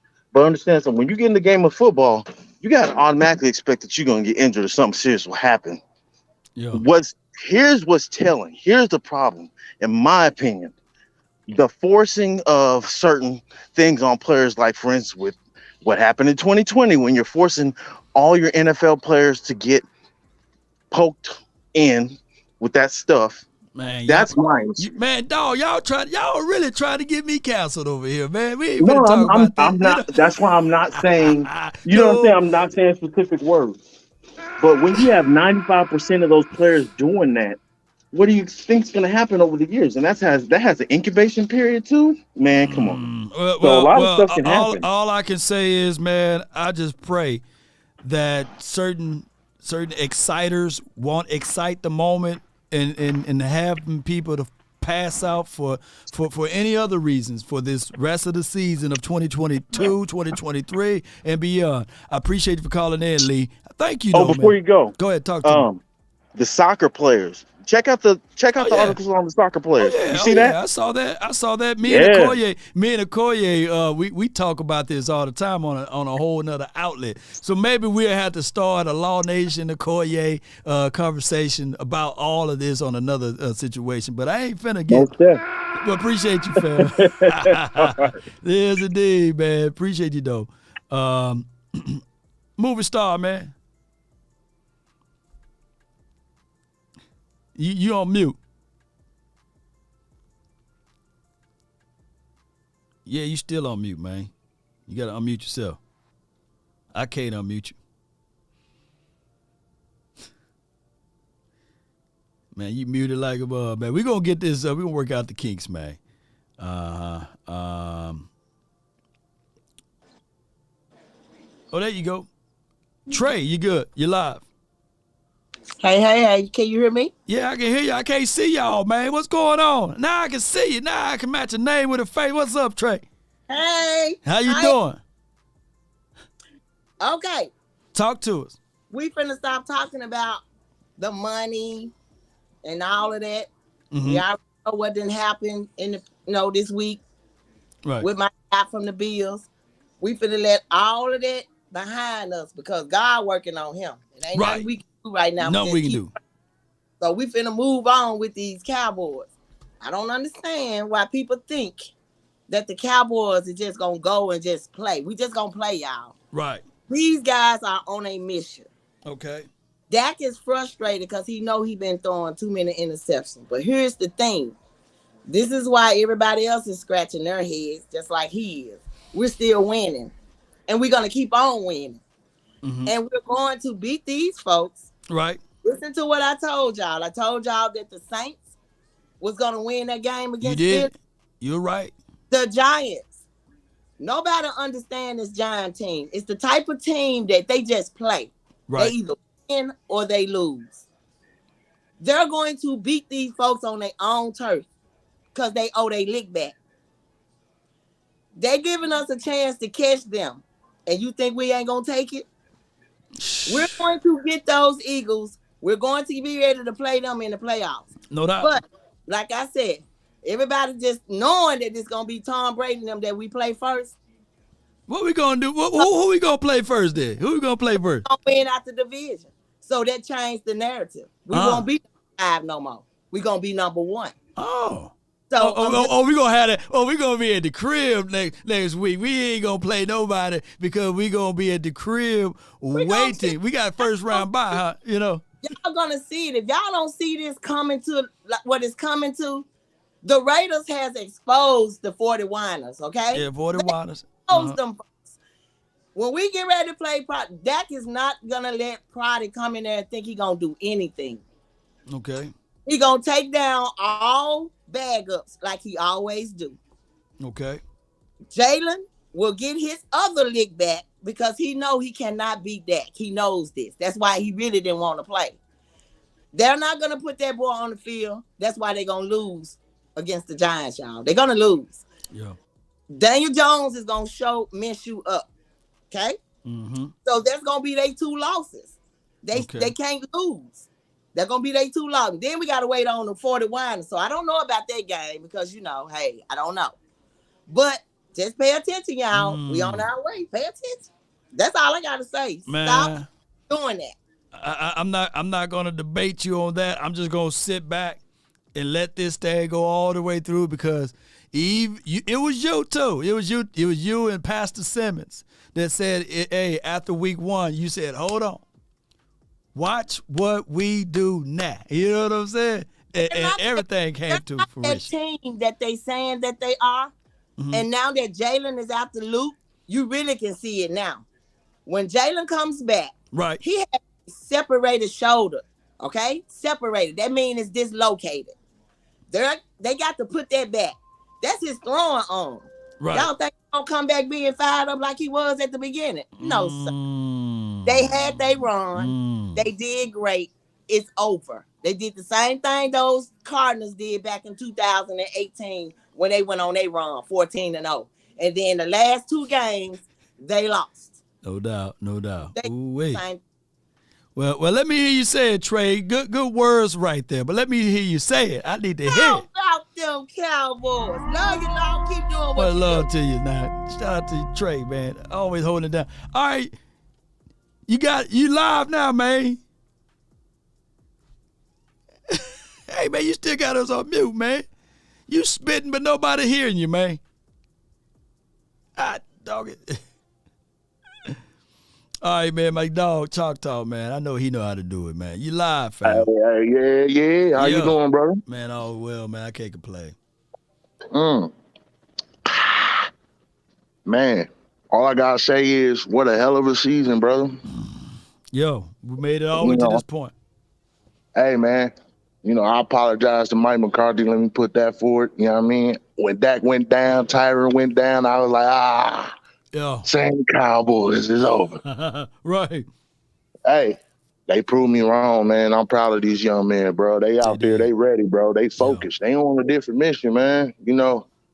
I be hearing a lot of Cowboy fans keep talking down on, on a team, and I'm just like, yo, bro.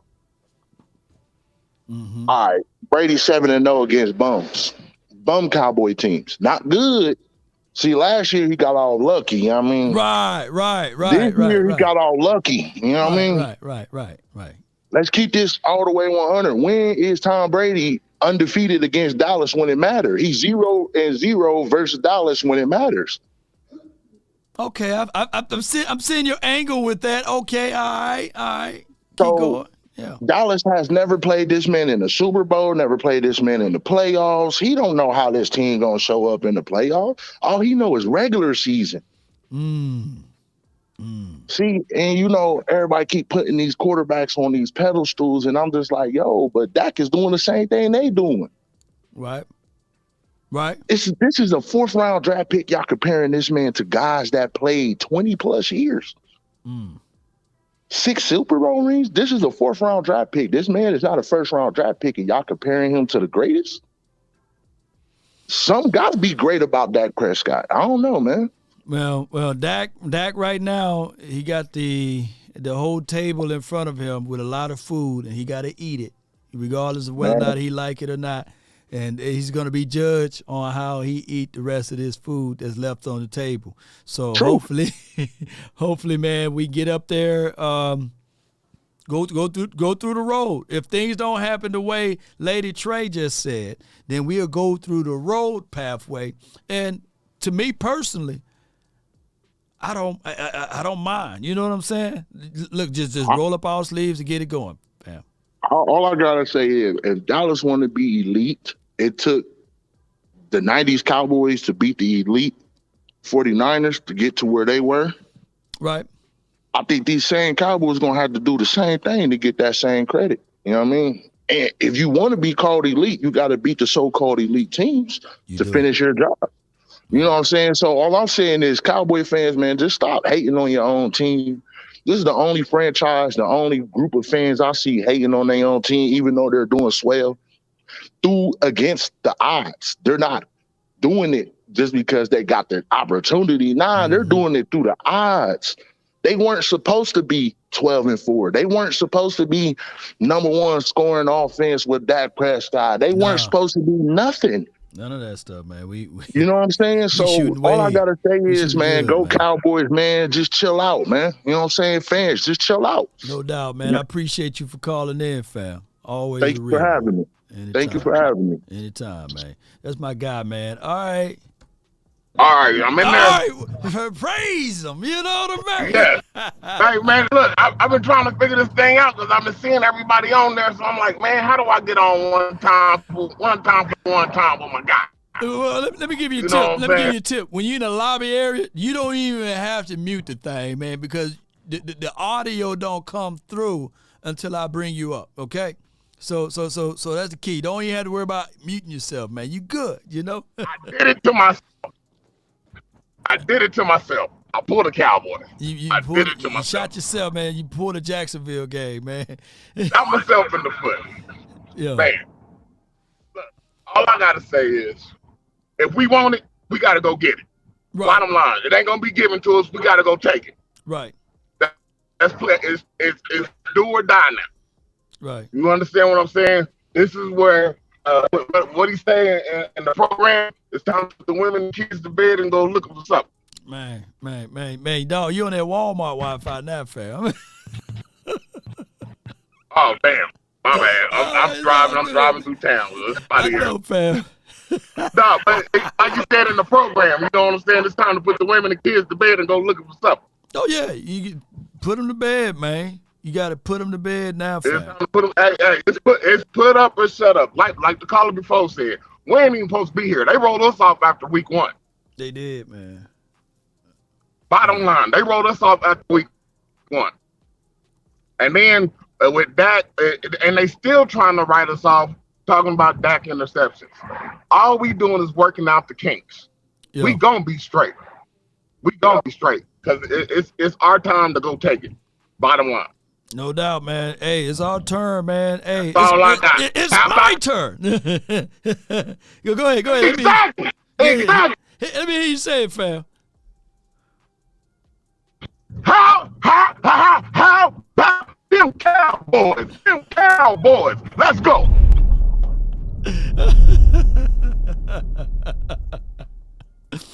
Oh my gosh, man. Y'all killed me today, man. All right, I guess the next show will be even better. Hey, from the SIP, I would bring you on, but you can't show the game, dog. They'll take the whole page away. You know what I mean? But for the SIP, man, you're live, man. Talk to me, man.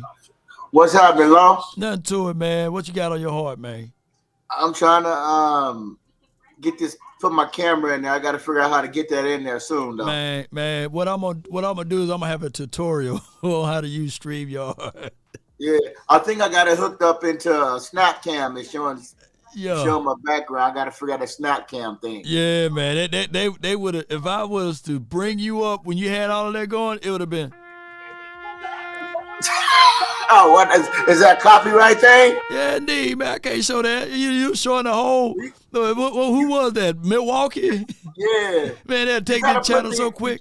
You can't put the copyright thing on top, above you, on the side, nowhere. Man, I gotta do it. You can't. I don't care if you put copyright. I don't care if you put you recorded it. You can't put no live basketball or previous recorded basketball on internet over here. Nor football games. You know what I'm saying? Really? Yeah, especially while you're live. You know what I'm saying? They gonna take all that from you. Oh, geez. Yeah, so I'm helping people out, man. Hey, man, I'm just going to think I'm going to show the game. You know, all right, show the game. And then when people be like, Law, can you just show the game? They would get you for the audio of the game, you know? So I could record the game and try to play it at the same time. They get mad. Man, you could do it. You know, there's going to be consequences for it, you know? Shit. Yeah, you can't do that. So if that was your YouTube dream, then nah, don't do that, man.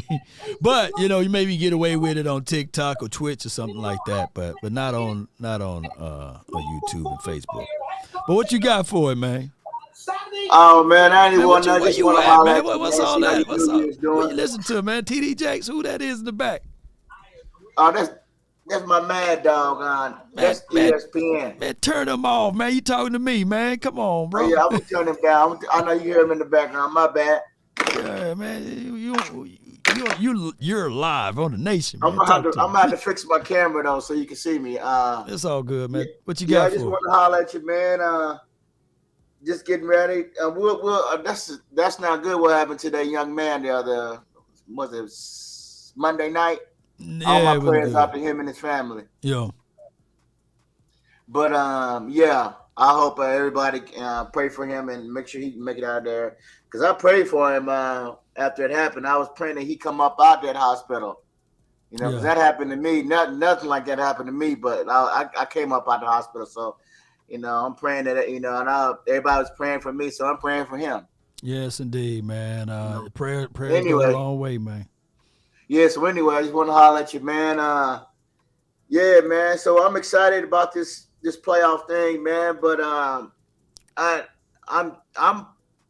hoping Dak can take that next step. You know what I'm saying? And get past the first round. If they get past the first round, it could be, you know, they could possibly go to the Super Bowl. Oh yeah. But here's my thoughts on it, man. We won a playoff game in 2018. We won that game against the Seattle Seahawks by being balanced. Ezekiel Elliott ran for over 125 yards, or right at it. Dak, I believe, dove in over Bobby Wagner to get into a touchdown. And we played some solid defense against those Seattle Seahawks. They were no one to sneeze at, right? I look at it like this. If the Cowboys want to win a playoff game, they got to – don't point the fingers. Play a balanced game. Defense, stand your ground. Offense, keep it with the run game plus pass game. Run to open up the pass, and I think we are unstoppable. That's my thoughts of it. When you put the finishing touches on this team. If they do that, then we're unstoppable. Yeah. Yep. I appreciate you, man. Appreciate you, fam.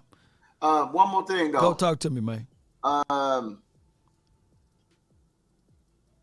you kind of worried that we may get hunted by penalties, or because we got the experience? It's just that, is everybody just gonna come to play? You know what I'm saying? I mean, like, you remember how last year we was just everybody was pumped, and then we got into motion. You know, like, okay, you know, okay, next week we'll find out what we see. But it's like, okay, can we get past, you know, getting pumped? Or are we gonna come to play? Are we gonna be still the scary weak team that everybody's been talking about? Or can we just show up and just like, okay, who it is, Brady, whoever hell's in the way, get him out the way, man, because we trying to do some things.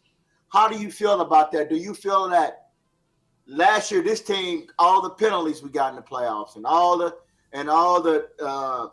mismatches and how we fell behind and we was trying to catch up at the end, and how we look so stupid with play calling? Do you feel that we are over that now? Do you feel that we have grown, we have learned from that? Do you feel this team is ready to take the next step? What's your thoughts? Now, the penalties, we did clear that up. We did clear that up. We're not the most penalized team in the National Football League this year. So that's one area that we did improve at, right? Yeah. All right, so as far as tempo and temperaments, that is one thing we will not know until next week. As far as the nervousness and things like that.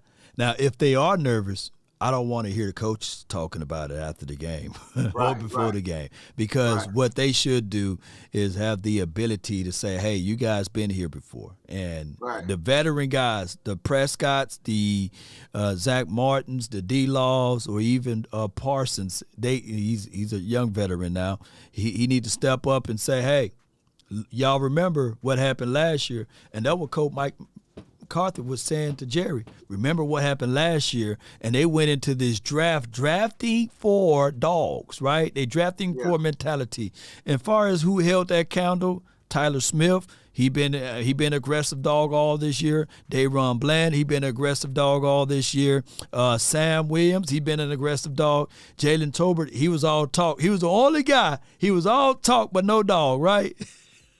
Because he said he came here to change the mentality, and I have yet to see him make that impact. But everybody else that I can see that's on this team at least showed their dog moments, even Damone Clark. So heading into this postseason game. Okay. If they can clear up the mistakes, the only thing that we can say, all right, turnovers. Dak, we can't have turnovers. This is going to be a situation like that, regardless of whether or not, if you having a clear conscience to go to CD Lamb versus Noah Brown, damn it, go to CD Lamb. Go to CD Lamb. Don't try to squeeze it to Noah Brown, right? Because we know the propensity and the chances are more likely that Noah Brown will let you down. And I'm not dogging Noah Brown. If you got T.Y. and you got your other option being Noah Brown, hit T.Y. You don't got no alibi now. You know what I'm saying? Hit Dalton Schultz. Hit your playmakers. Hit the guys that you know that brought you to the playoffs, right? Don't be trying to make a hero out of someone that's not really ready for that moment. How do we know they're ready for that moment? We don't know, but let's not play around with it. I mean, I want to say, I love this team. I like what they're doing. My thing of it is, I'm always going to have my butts like everybody else. Why are they not playing Tolbert? He got to wait, and then you trust CD, you trust Brown, but then you play Tolbert, but then Brown is killing you, but then you don't play your draft picks. And then why are they not playing more Davis than Zeke? I know something is going on with Zeke needs still. Something is going on. Like, remember last year, they lied. And after the playoffs, Zeke got to have rest. Yeah, that dog right there. That's why they ain't playing them other boys. He got a dog out there in Zeke.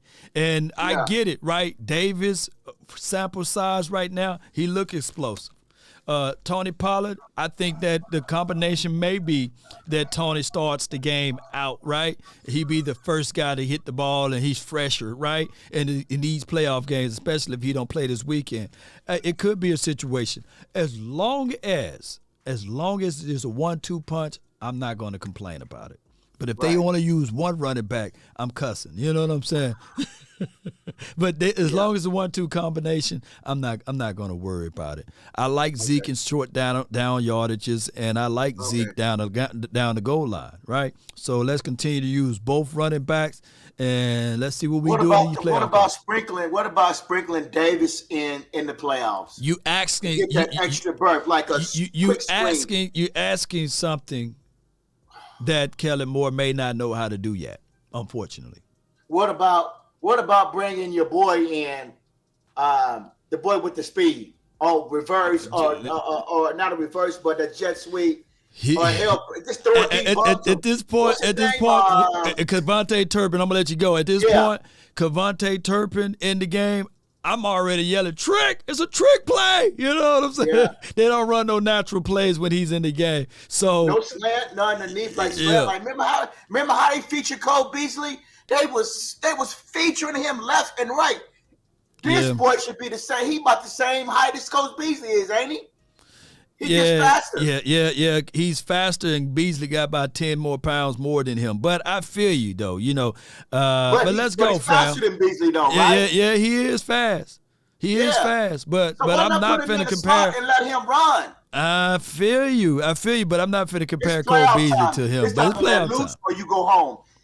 If they don't tighten up on offense, they're gonna be sitting home, and we're gonna be saying the same thing. They didn't take advantage of their weapons.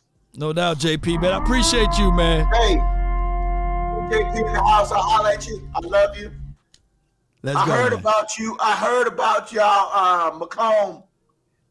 When y'all lose, I heard about when y'all lose, y'all throw bottles at the bus.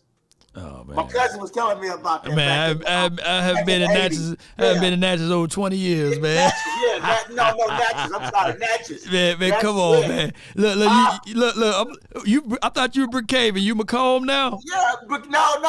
I said Macomb. I pronounced it wrong, but I meant Natchez. I'm from Brookhaven. I'm from Brookhaven. Man, you sound like get out of here, man. Get out of here, man. Brookhaven, only thing they known for are the pretty ladies out there, man. And you're not a lady. All right, man. What's good, man? Arlington Cowboy, man. What's good, man? You live, fam. What's good, man? How you doing? Oh, all is well, man. That's what's up, man. I was just you guys had touched on something I was thinking about Dak Prescott. You know, I'm a huge Dak Prescott fan, and I like to see Dak Prescott and Hold on Ezekiel for a Elliott. second. Hey, do y'all hear his audio straight, or is it just me? You know what I mean? Now keep going.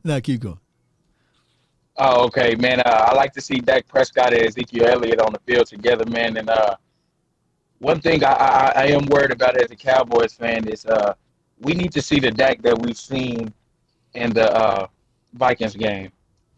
You know, and in the Philadelphia game. So we can get things going, fam. I appreciate you. Try to get out and get back in because your audio is cracking, man. And I'm gonna let my guy in. All right, you live, man. False, what's good with you, man? That's all good, bro. Long time listener, first time caller. Appreciate you, man. Love the hat, man.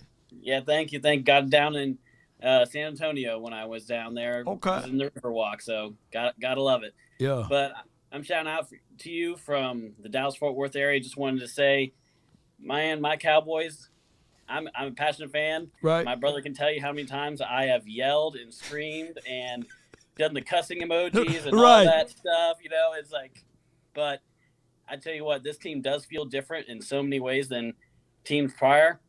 I'm looking back at our losses, and if the Cowboys don't beat themselves, there ain't no team in the NFL that's going to beat us. My goodness, man, we preaching, man. Hey, you preaching to the choir now. If we can just not get in our own way.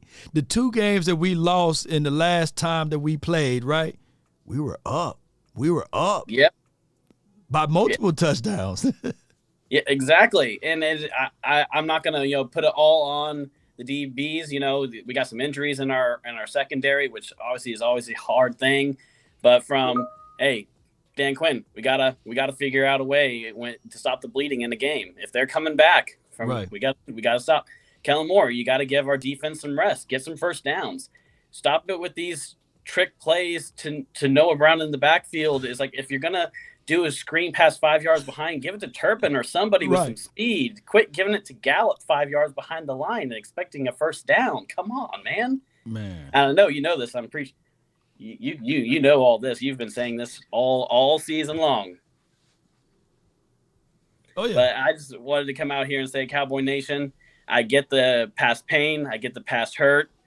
I can't tell you how many times I've called for McCarthy's job over the past couple of years. Oh, yeah, man. He been here for 3 years, but these 3 years, the last 2 for sure, been wonderful right now, juxtaposed to what we're used to seeing, right?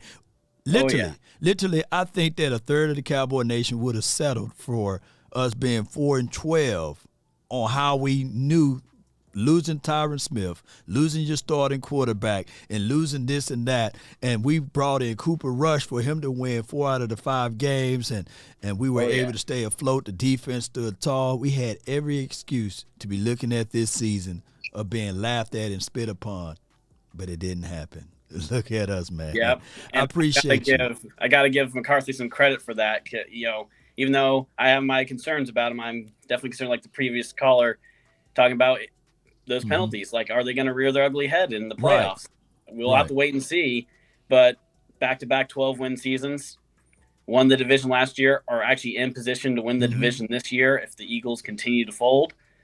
And I got to give them props for that. Man, I appreciate you so much. Hey, is that a Randy White in a prime jersey, signed autograph jersey? Yes, they are. You're a wealthy man. Now, I'll have to hit you up.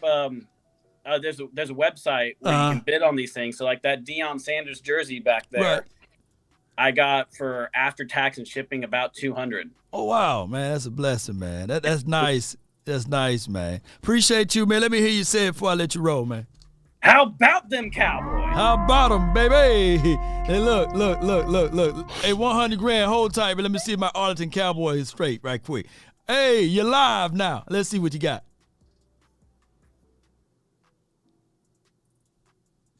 You muted yourself. Yeah. Yeah, they said the other guy had Fios, man. His Wi-Fi was straight. Hello? Man, you got to leave and come back again, man. We can't hear you, man. All right, man, 100 grand. My guy. Look at What's you up? with your marketing expertise Hey, man, you right know. there, man. You know. You upgraded, man. I'm a fast learner, man. You already know. I ain't want you to get on me, man. I said, man, Yeah. you learn how to do this thing, man. Yes, indeed. I'm giving everybody the preheat oven right now, but next week and beyond, I'm like, if y'all don't have nothing on there, man, we ain't gonna put you up, man. You know what I'm saying? I'm gonna be greedy. I want consistency, man. You know what I'm saying? I feel you, my guy. I feel you. But I'm glad you can take your whoopings, man. You know. God. Put that logo on there. I said, put that logo on there.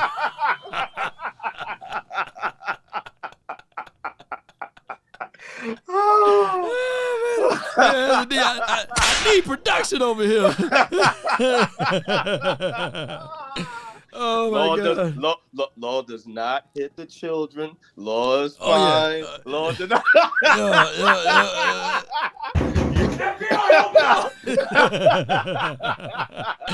Oh my gosh, man. Oh man. Man, I always laugh at this man. But I don't want Dak to get too conservative in the playoffs. Right. And we lose the game because of it. Right. Just know, so just a little conservative, but just not a little. You know? But don't get up. Oh man, Dak, you could have threw that ball, but you were scared. You get what I'm saying? And we could have scored a touchdown. Then everybody like, man, Dak went into the playoffs. Y'all was killing him about the interceptions, so he was afraid to throw one. So he just was conservative. He ain't want to throw one, so he kept it to himself. He got sacked because he didn't want to throw it. You get what I'm saying? We don't want because that you don't think that's gonna be the narrative. You a lie. I'm gonna tell you that right now. If we lose the game because Dak ain't want to take no chances, that's gonna be the narrative, man. You overcorrected yourself. You can't overcorrect now. Yeah. Still be yourself. And just let the chips fall where they may. Well, look, like you said, you can't stop a ball from bouncing off another guy. Yeah, that's not on him. That's not on him. Hey, when you get into the red zone, if you don't trust, nothing wrong with look, that's what he did last year, believe it or not. I think that's when you watched that playoff game, we watched that playoff game in the Niners. He ran the first one, and he like, man, I ain't finna throw pull back Dak. I'm throwing this thing. One thing I know about Dak, man, he turned up in pressurized situations. That's why I'm not worried about him in the playoffs. They say, oh man, you can't throw all these interceptions, all this and that. Dak shows up when the pressure is on. He threw that interception, and he was just darting the Eagles up after that because he knew it was on him. The 80-yard drive, he told them boys, grab your nuts and let's win this game. Grab them. You know what I'm saying? So just don't squeeze them. Just grab them, man. Grab them nuts and let's win this football game. Let's go with them, man. So I can't with you, man. You ain't right, man. No, you that's all you, yo. That ain't me. You took it there. Yeah, just grab them, don't squeeze them, man. Let's go ahead and win this game, man. You know. Just gotta be smart in this game, man. Yeah. So I'm not worried about the playoffs, man. I know we gonna win. Right. We gonna win. Everybody said win it up? No. I believe NFC Championship game, man. Okay. NFC Championship game. Do you see Super Bowl? Do you see Super Bowl? NFC Championship game, and then we gonna see after that. I'm not gonna sit up here and say Super Bowl because I'm like you, Law. If we go to Super Bowl and we lose it, I'm gonna be laid out for weeks, man. You know, so I ain't gonna.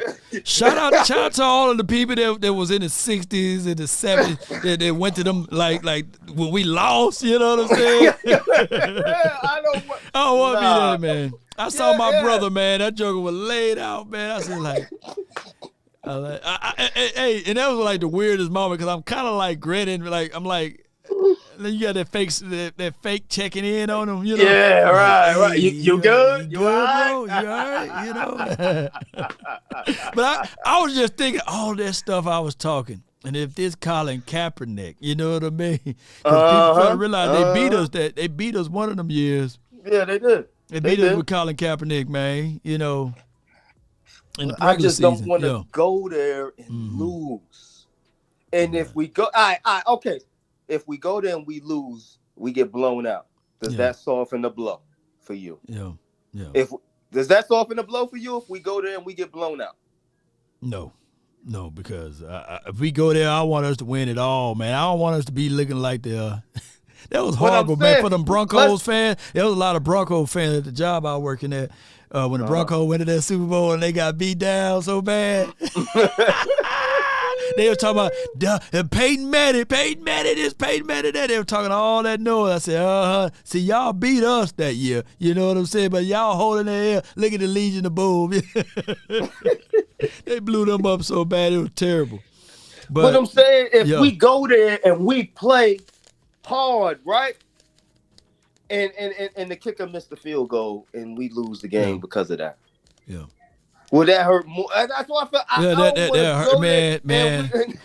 I'll be like Ray Finkel. Remember that movie, Ace Ventura, Pet Detective, Ray Finkel, and all of that? I'll be like, I don't care how good Brett Manhart been all this year. If he missed a kick in a field goal to win the game in the Super Bowl, I'm gonna be like Ray Finkel, man. The laces were in.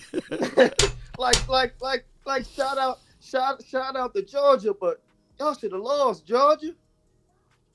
I don't know if you want college football like that, but Georgia won because the other team missed that field goal. They would have kicked that field goal. Man, don't sleep on the dog. Georgia shouldn't be there right now. Georgia should not be in the national championship game right now. They should not be there.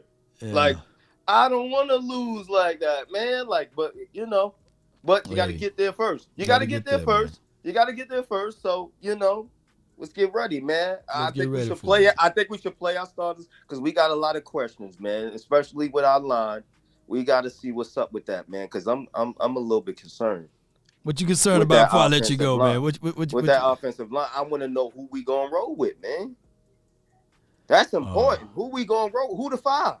Who your five? This is what I think that they're gonna do. Tyler Smith, left tackle. Connor McGovern get kicked back at left guard. Matt Farniok, number 68 as your center. He's strong. He's strong as an ox. He's boy strong. His feet. He got cement blocks for feet, but he's strong. So I just need my guy to anchor in. Just anchor in, Matt. Come on, Matt Farniok. You got concrete blocks for feet, but I just need for you to anchor in.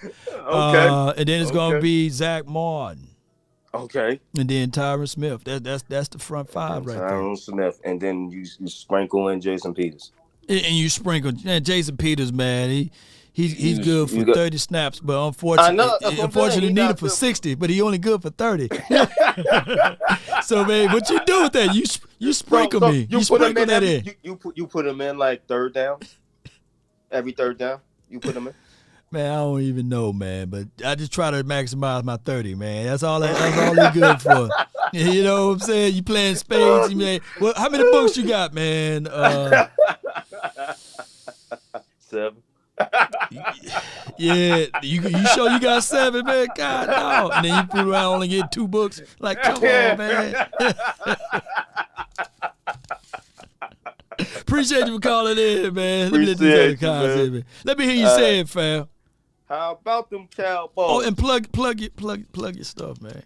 Hey guys, if you need any graphics, holla at me. Graphic Zone HD on Instagram and Twitter. On Instagram, you will see that logo right there. That's how you know it is yours truly.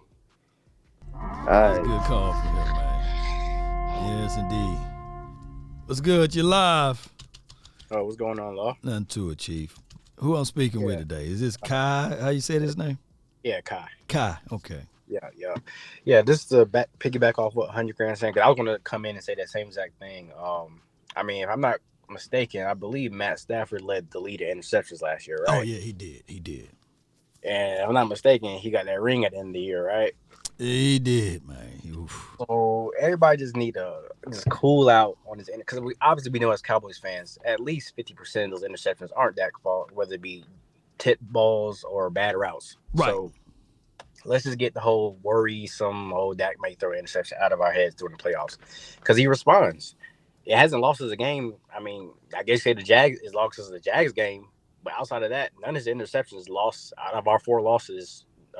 Cooper Rush, of course, losses that game with 3 interceptions, but Dak's game specifically has not lost us a game.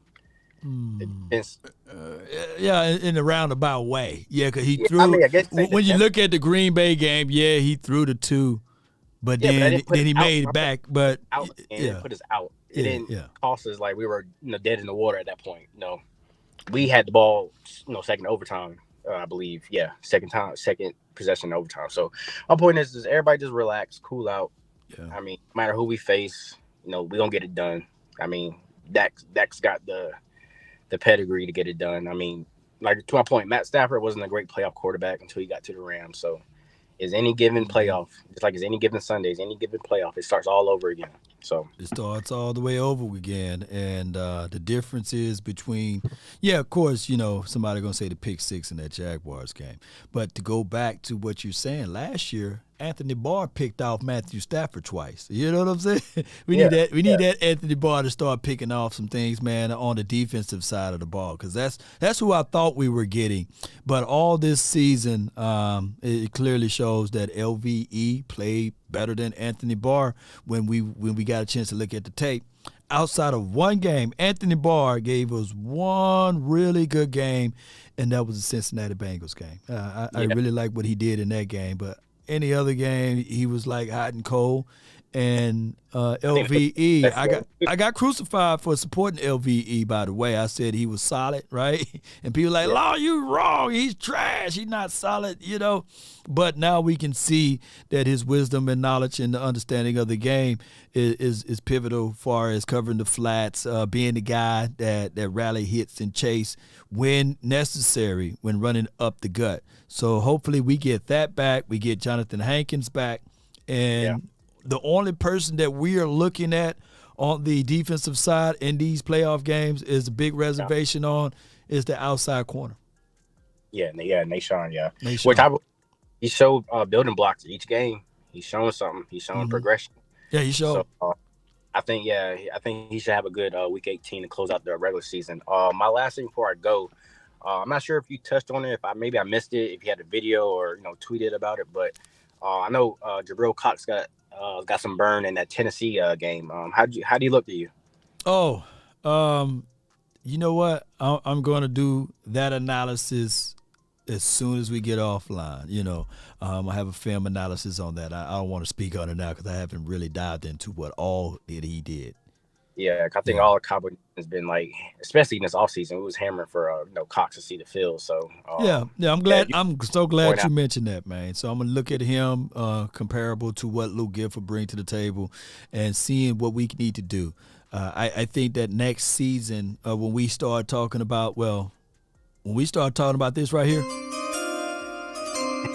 When we start talking about the draft time, I have to have I got to hold high regards to us drafting down in the trenches again and getting us one more linebacker and another DB. I have to talk about those type of things, and I think that another draft need and concern will be offensive lineman and wide receiver. I can't wait to start talking draft a little bit, but we got this postseason thing get away for right now. All right, man. Appreciate it, Law. Yeah, appreciate you, Kai. 2 cents into that. I'll catch up with you later, man. No doubt, man. Appreciate you.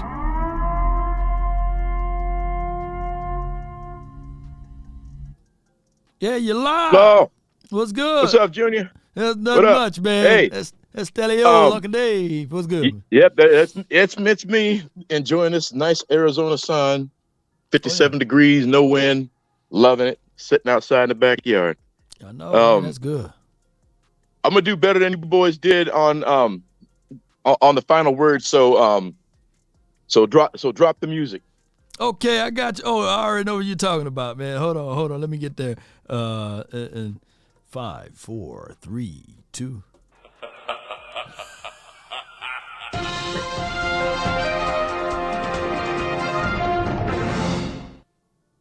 Breaking news. Law Nation is saddened today by the release by the Dallas Cowboys of his boy, the wide receiver, James Washington.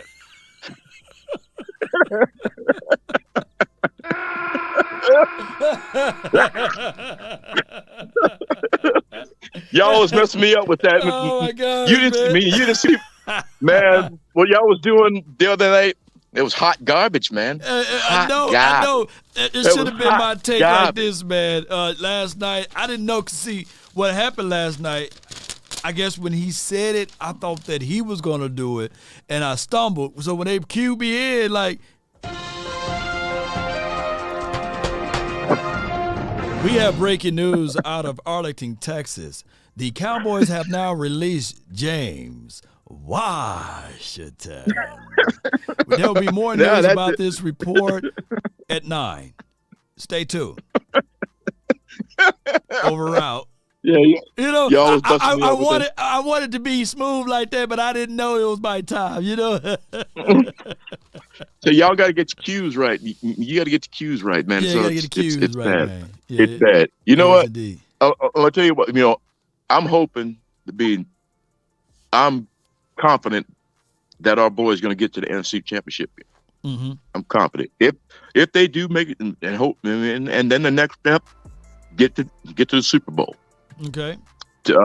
This weekend, if I see one guy on the starting five on the line, starting five in the line for the offense, if I see Josh Ball, I'm turning the TV off. I mean, you know, Doctor Strange, when he was talking about, I know you watch Marvel, when Doctor Strange was trying to figure out any possibility on how to beat Thanos, just as long as we can think of the possibility without Joshua Ball, you know what I'm saying? I think we on the good one. You know what I mean?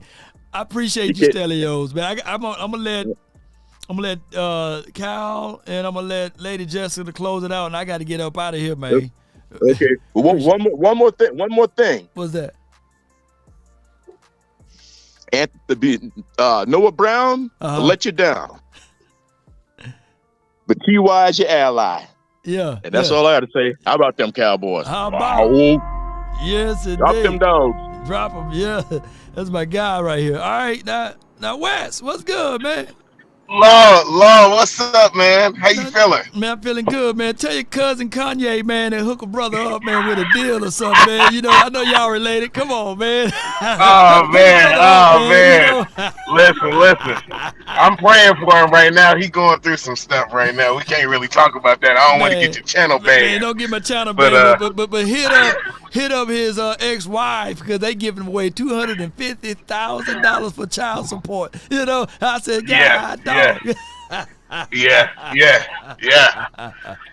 man. Well, listen, man, I just wanted to come on, man, and show my love and appreciation for you, you know, fellow content creator. But I want you to know, man, this channel is impactful. That you live, I'm always watching.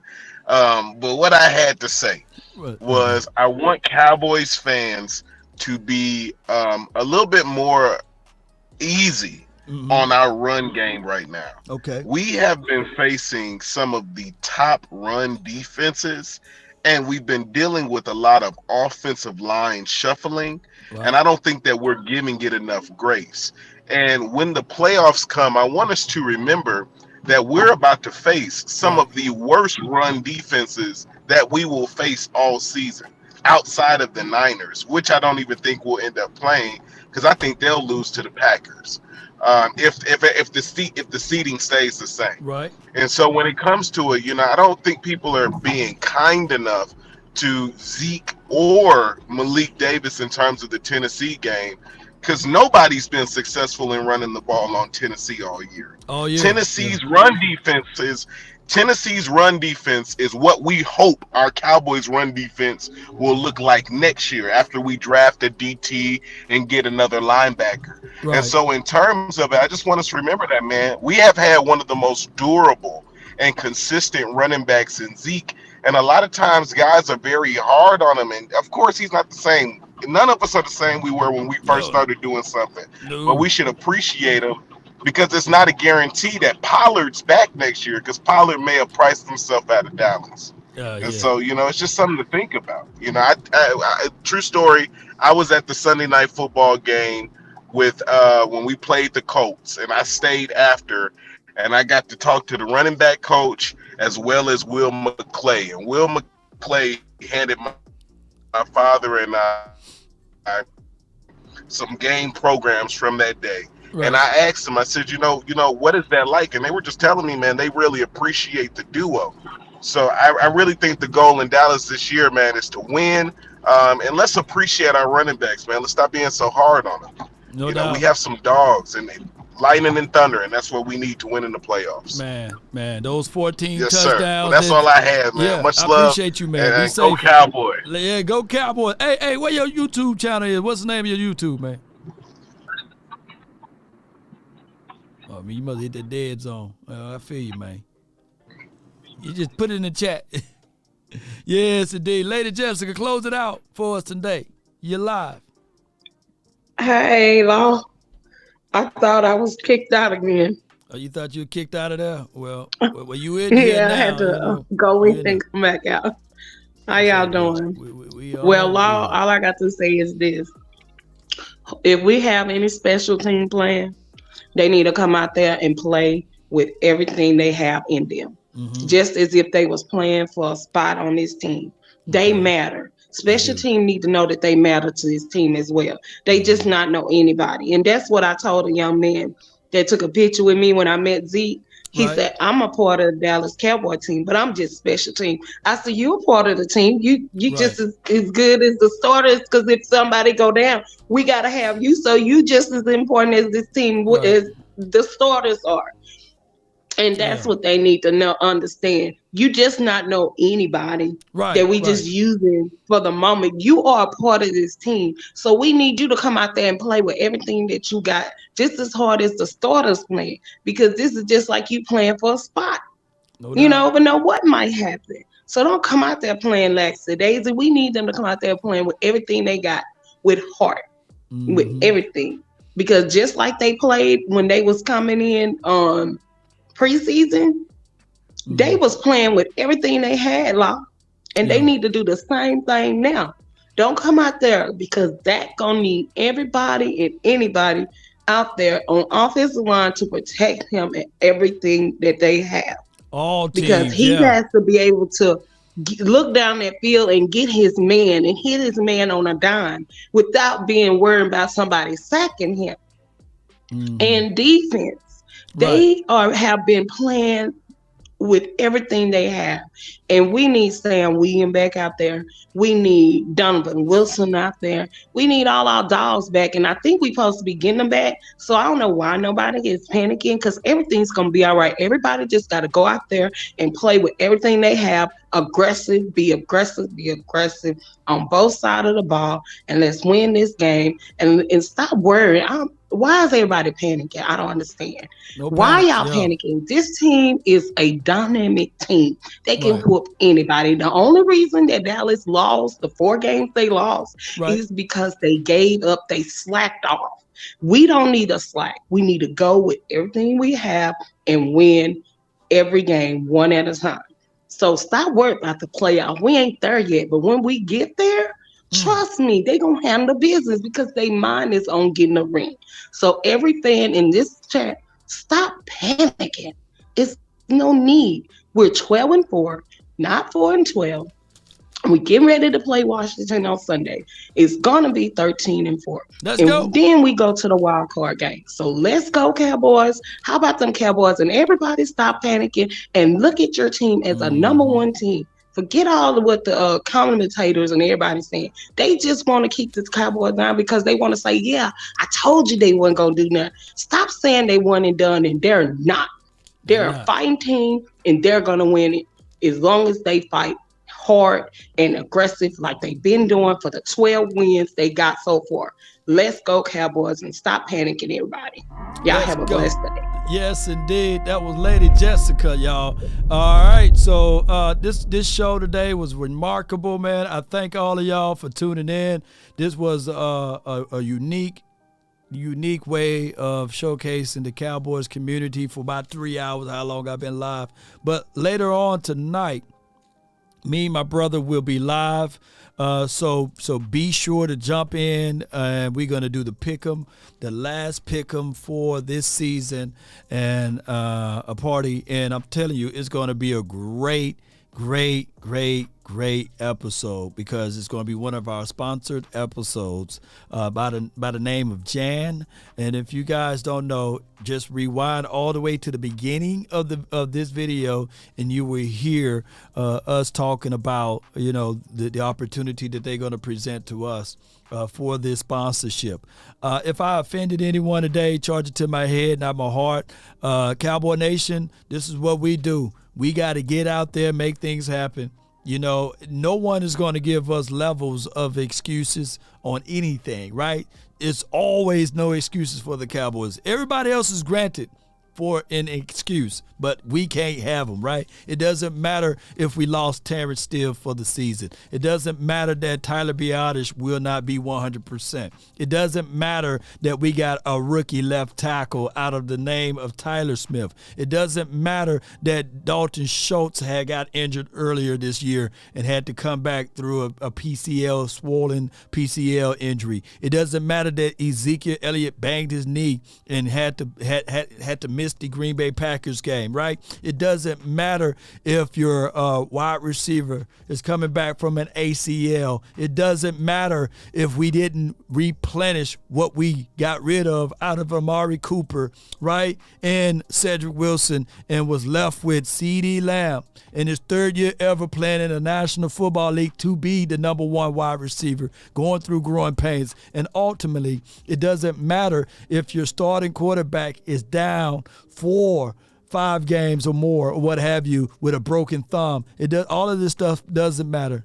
Everyone have a reason, but results are what matter. And that's what the Cowboys are held to, an unbelievable standard that no one in the National Football is privy to, because of the fact of the legacy. Heavy is the crown. This particular team, yes, we got 5 Super Bowl rings, right? I was listening in to some of the other content creators, and they were saying for their respective teams that, hey, they're missing their starting quarterback and they lost 2 games, right? It's because their starting quarterback is out, et cetera, right? But when it's down to us, Cooper Rush had to stand tall and win 4 out of the 5 games. And then a third of the nation was saying, get rid of your starting quarterback and insert, and let's go through this season with the backup, which is Cooper Rush, right? People were willing to just cancel out this particular quarterback by the name of Dak Prescott.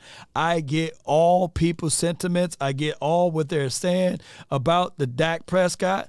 It's either, I haven't found a fan that's in the middle of the road with Dak. Either they absolutely like what he brings to the table, or they absolutely hate this dude, right? So, and when we get down to this playoff time, regardless of it, it doesn't matter if the offense can score 50 points. Just make sure that the opposing team don't score 51. Because if that's the case in the scenario, it will be the quarterback's fault, unfortunately. And that's just how it is, ladies and gentlemen. Did I leave out anybody else? Oh, it doesn't matter we was without LVE and Jonathan Hankins. You see all of those things are a beautiful recipe of levels of excuses, right? That we could have used all season long. But lo and behold, the Dallas Cowboys are 12-4, not 4-12. And yes, we had some games to slip through our fingers, right? The Green Bay Packer game, we was up by 17 at one point. The Jacksonville Jaguars up by 2 points, 2 scores, or what have you. But it don't mean a hill of beans when you get to the next level. In the last 10, I think, or 15 years, there's more teams that not been the number 1 seed won the Super Bowl. Everything starts over. When you get to this level, you got to fight, right? You got to roll your sleeves up. And just like I gave y'all that whole list, when you out there in the Serengeti and you see that lion, you may think, oh, it's cute and cuddly with the mane and everything. But he don't think for a chance that you are cute and cuddly. Gazelle, I meant to say. You know, an animal. Or a zebra. He's hungry. He's going to eat. He's not going to ask politely, may I have a piece of that ASS? No. He's going to bite the zebra right there on that ASS, right? That's what beasts do. There's no politeness to this game. And I get what you guys are saying. But this is a gladiator sport.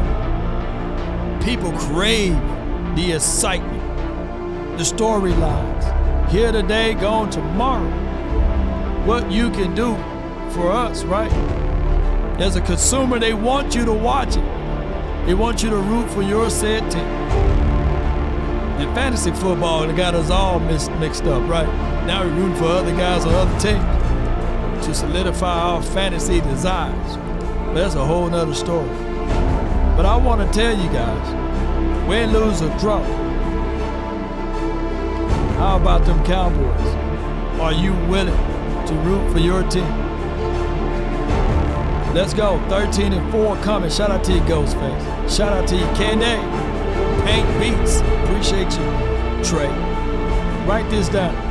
Your desires of it. If you want a thing bad enough to go out there and fight for, to work day and night for, to give up your time, your peace, and your sleep for, if all of your desires of it makes you quite mad enough that you don't get tired of it, and it makes you hold all other things tawdry and cheap, if life itself seems empty and useless without it, and all that you scheme and dream is about it, if you will gladly go out there and sweat for it, fret for it, plan for it, or lose all terror of your mind for it, if you will simply go after the thing you want with all of your capacity, strength and scarcity, with faith, hope, and confidence, and stern pertinacity, if neither cold, poverty, or famish, or fame, or sickness of body or brain can turn you away from the thing you want, if dogged and grim and besieged and beset it with the help of Almighty, guess what? You will get it. That's what these guys gotta be, fearless. It's a gladiator sport, I'm telling you guys. At the end of the year, somebody's gonna be victorious. 31 other teams will be disappointed. That's just what it is, ladies and gentlemen. Shout out to you. I got a super chat on my way out. Just gonna read it right quick. Appreciate y'all. Scott says, but I asked if you can have a piece of that A. No, that line, when he see that zebra, he gonna jump right on it. That's what it is. Roll those credits, baby. Let's go.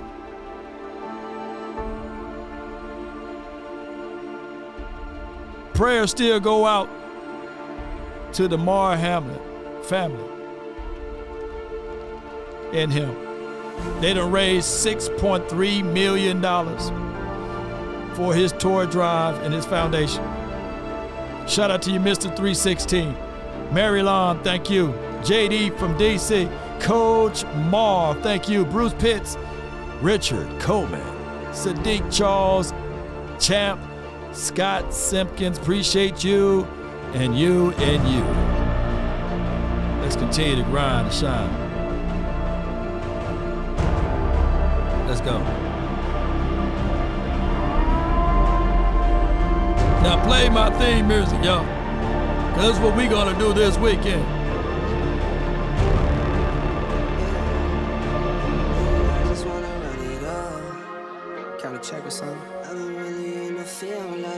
Mama said there'll be days just like this, by the way.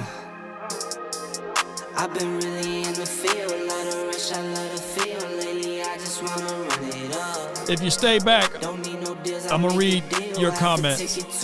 Hang tight. Let go. Nick, appreciate you. Ghostface Gaming, appreciate you. James Simmons. And one more time, can y'all say it for my guy, man?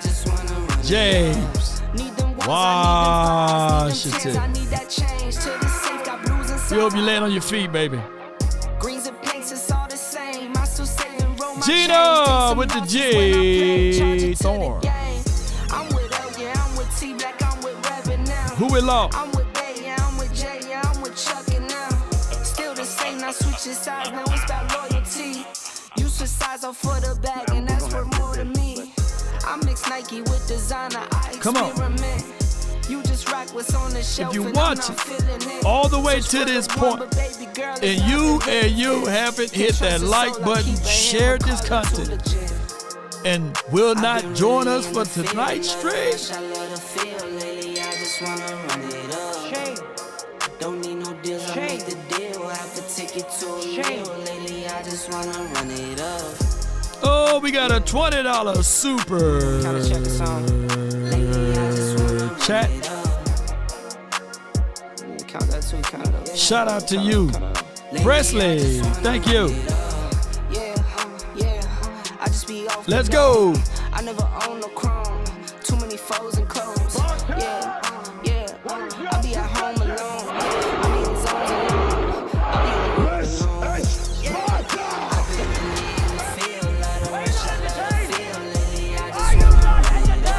Let me get some flashes on me, baby. Before y'all leave, shout out to 24/7 Cowboys. Put some prayers together. And let me see some of those beautiful blue cowboy hearts in the chat, man. Have y'all noticed, though? We haven't seen any thread of green in her way. You know what I mean? It's been 2 weeks. You see, I told y'all that them green hearts would go away the moment we start doing our thing. But that's okay, you know. I kind of miss them a little bit, you know. Where they at, man? We done shut them all down.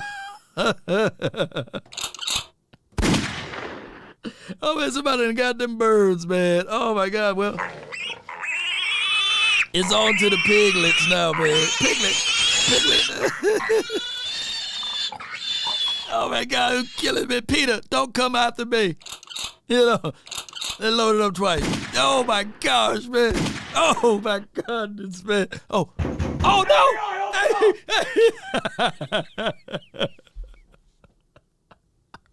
Oh, my gosh, man. Let me get on up out of here, man. It's been one of those days, huh?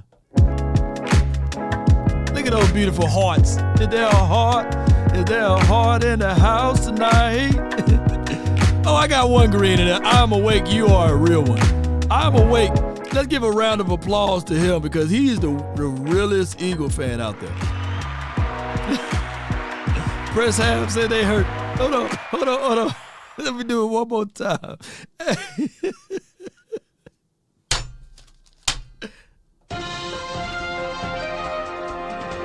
We answered, I talked stuff, I thought we had it, but it goes to show you who's a better team, and I'm sticking Cowboys. You're crying. I'm hurt. I love my Eagles, and I believe it. You gonna flap the hat one more time for the Eagles? For your boy, man, before we get up out of here. At least we got both of Birds fly, Eagles fly, still Super Bowl chance for now.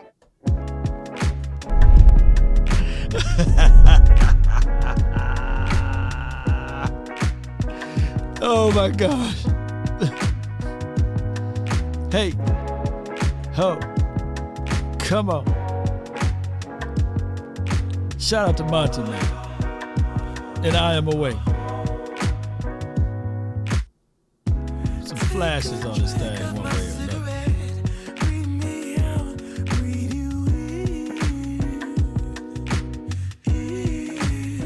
Yeah. They said Monty needs some milk. He needs some milk. Emotional damage. Come on. You know it's dangerous to go alone. Don't let the street lights hit you. Can I be your Come on, play that tune. I follow wherever you go.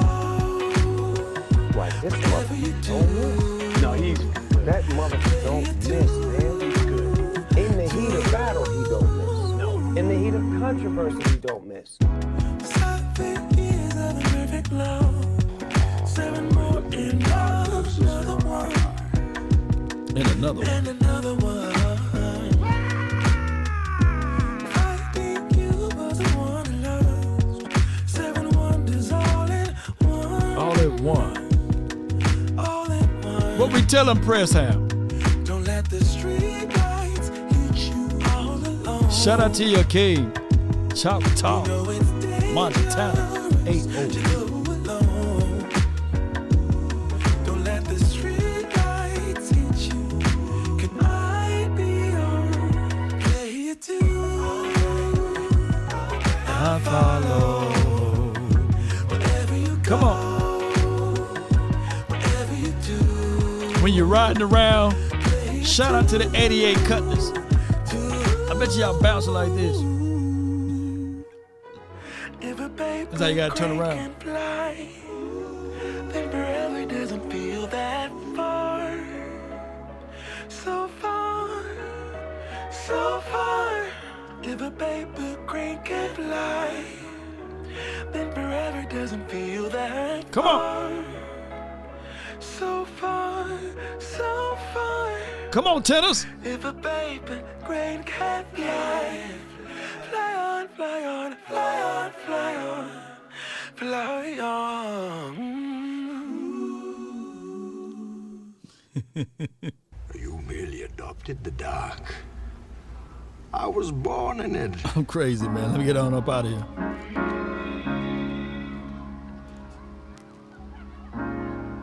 You have to.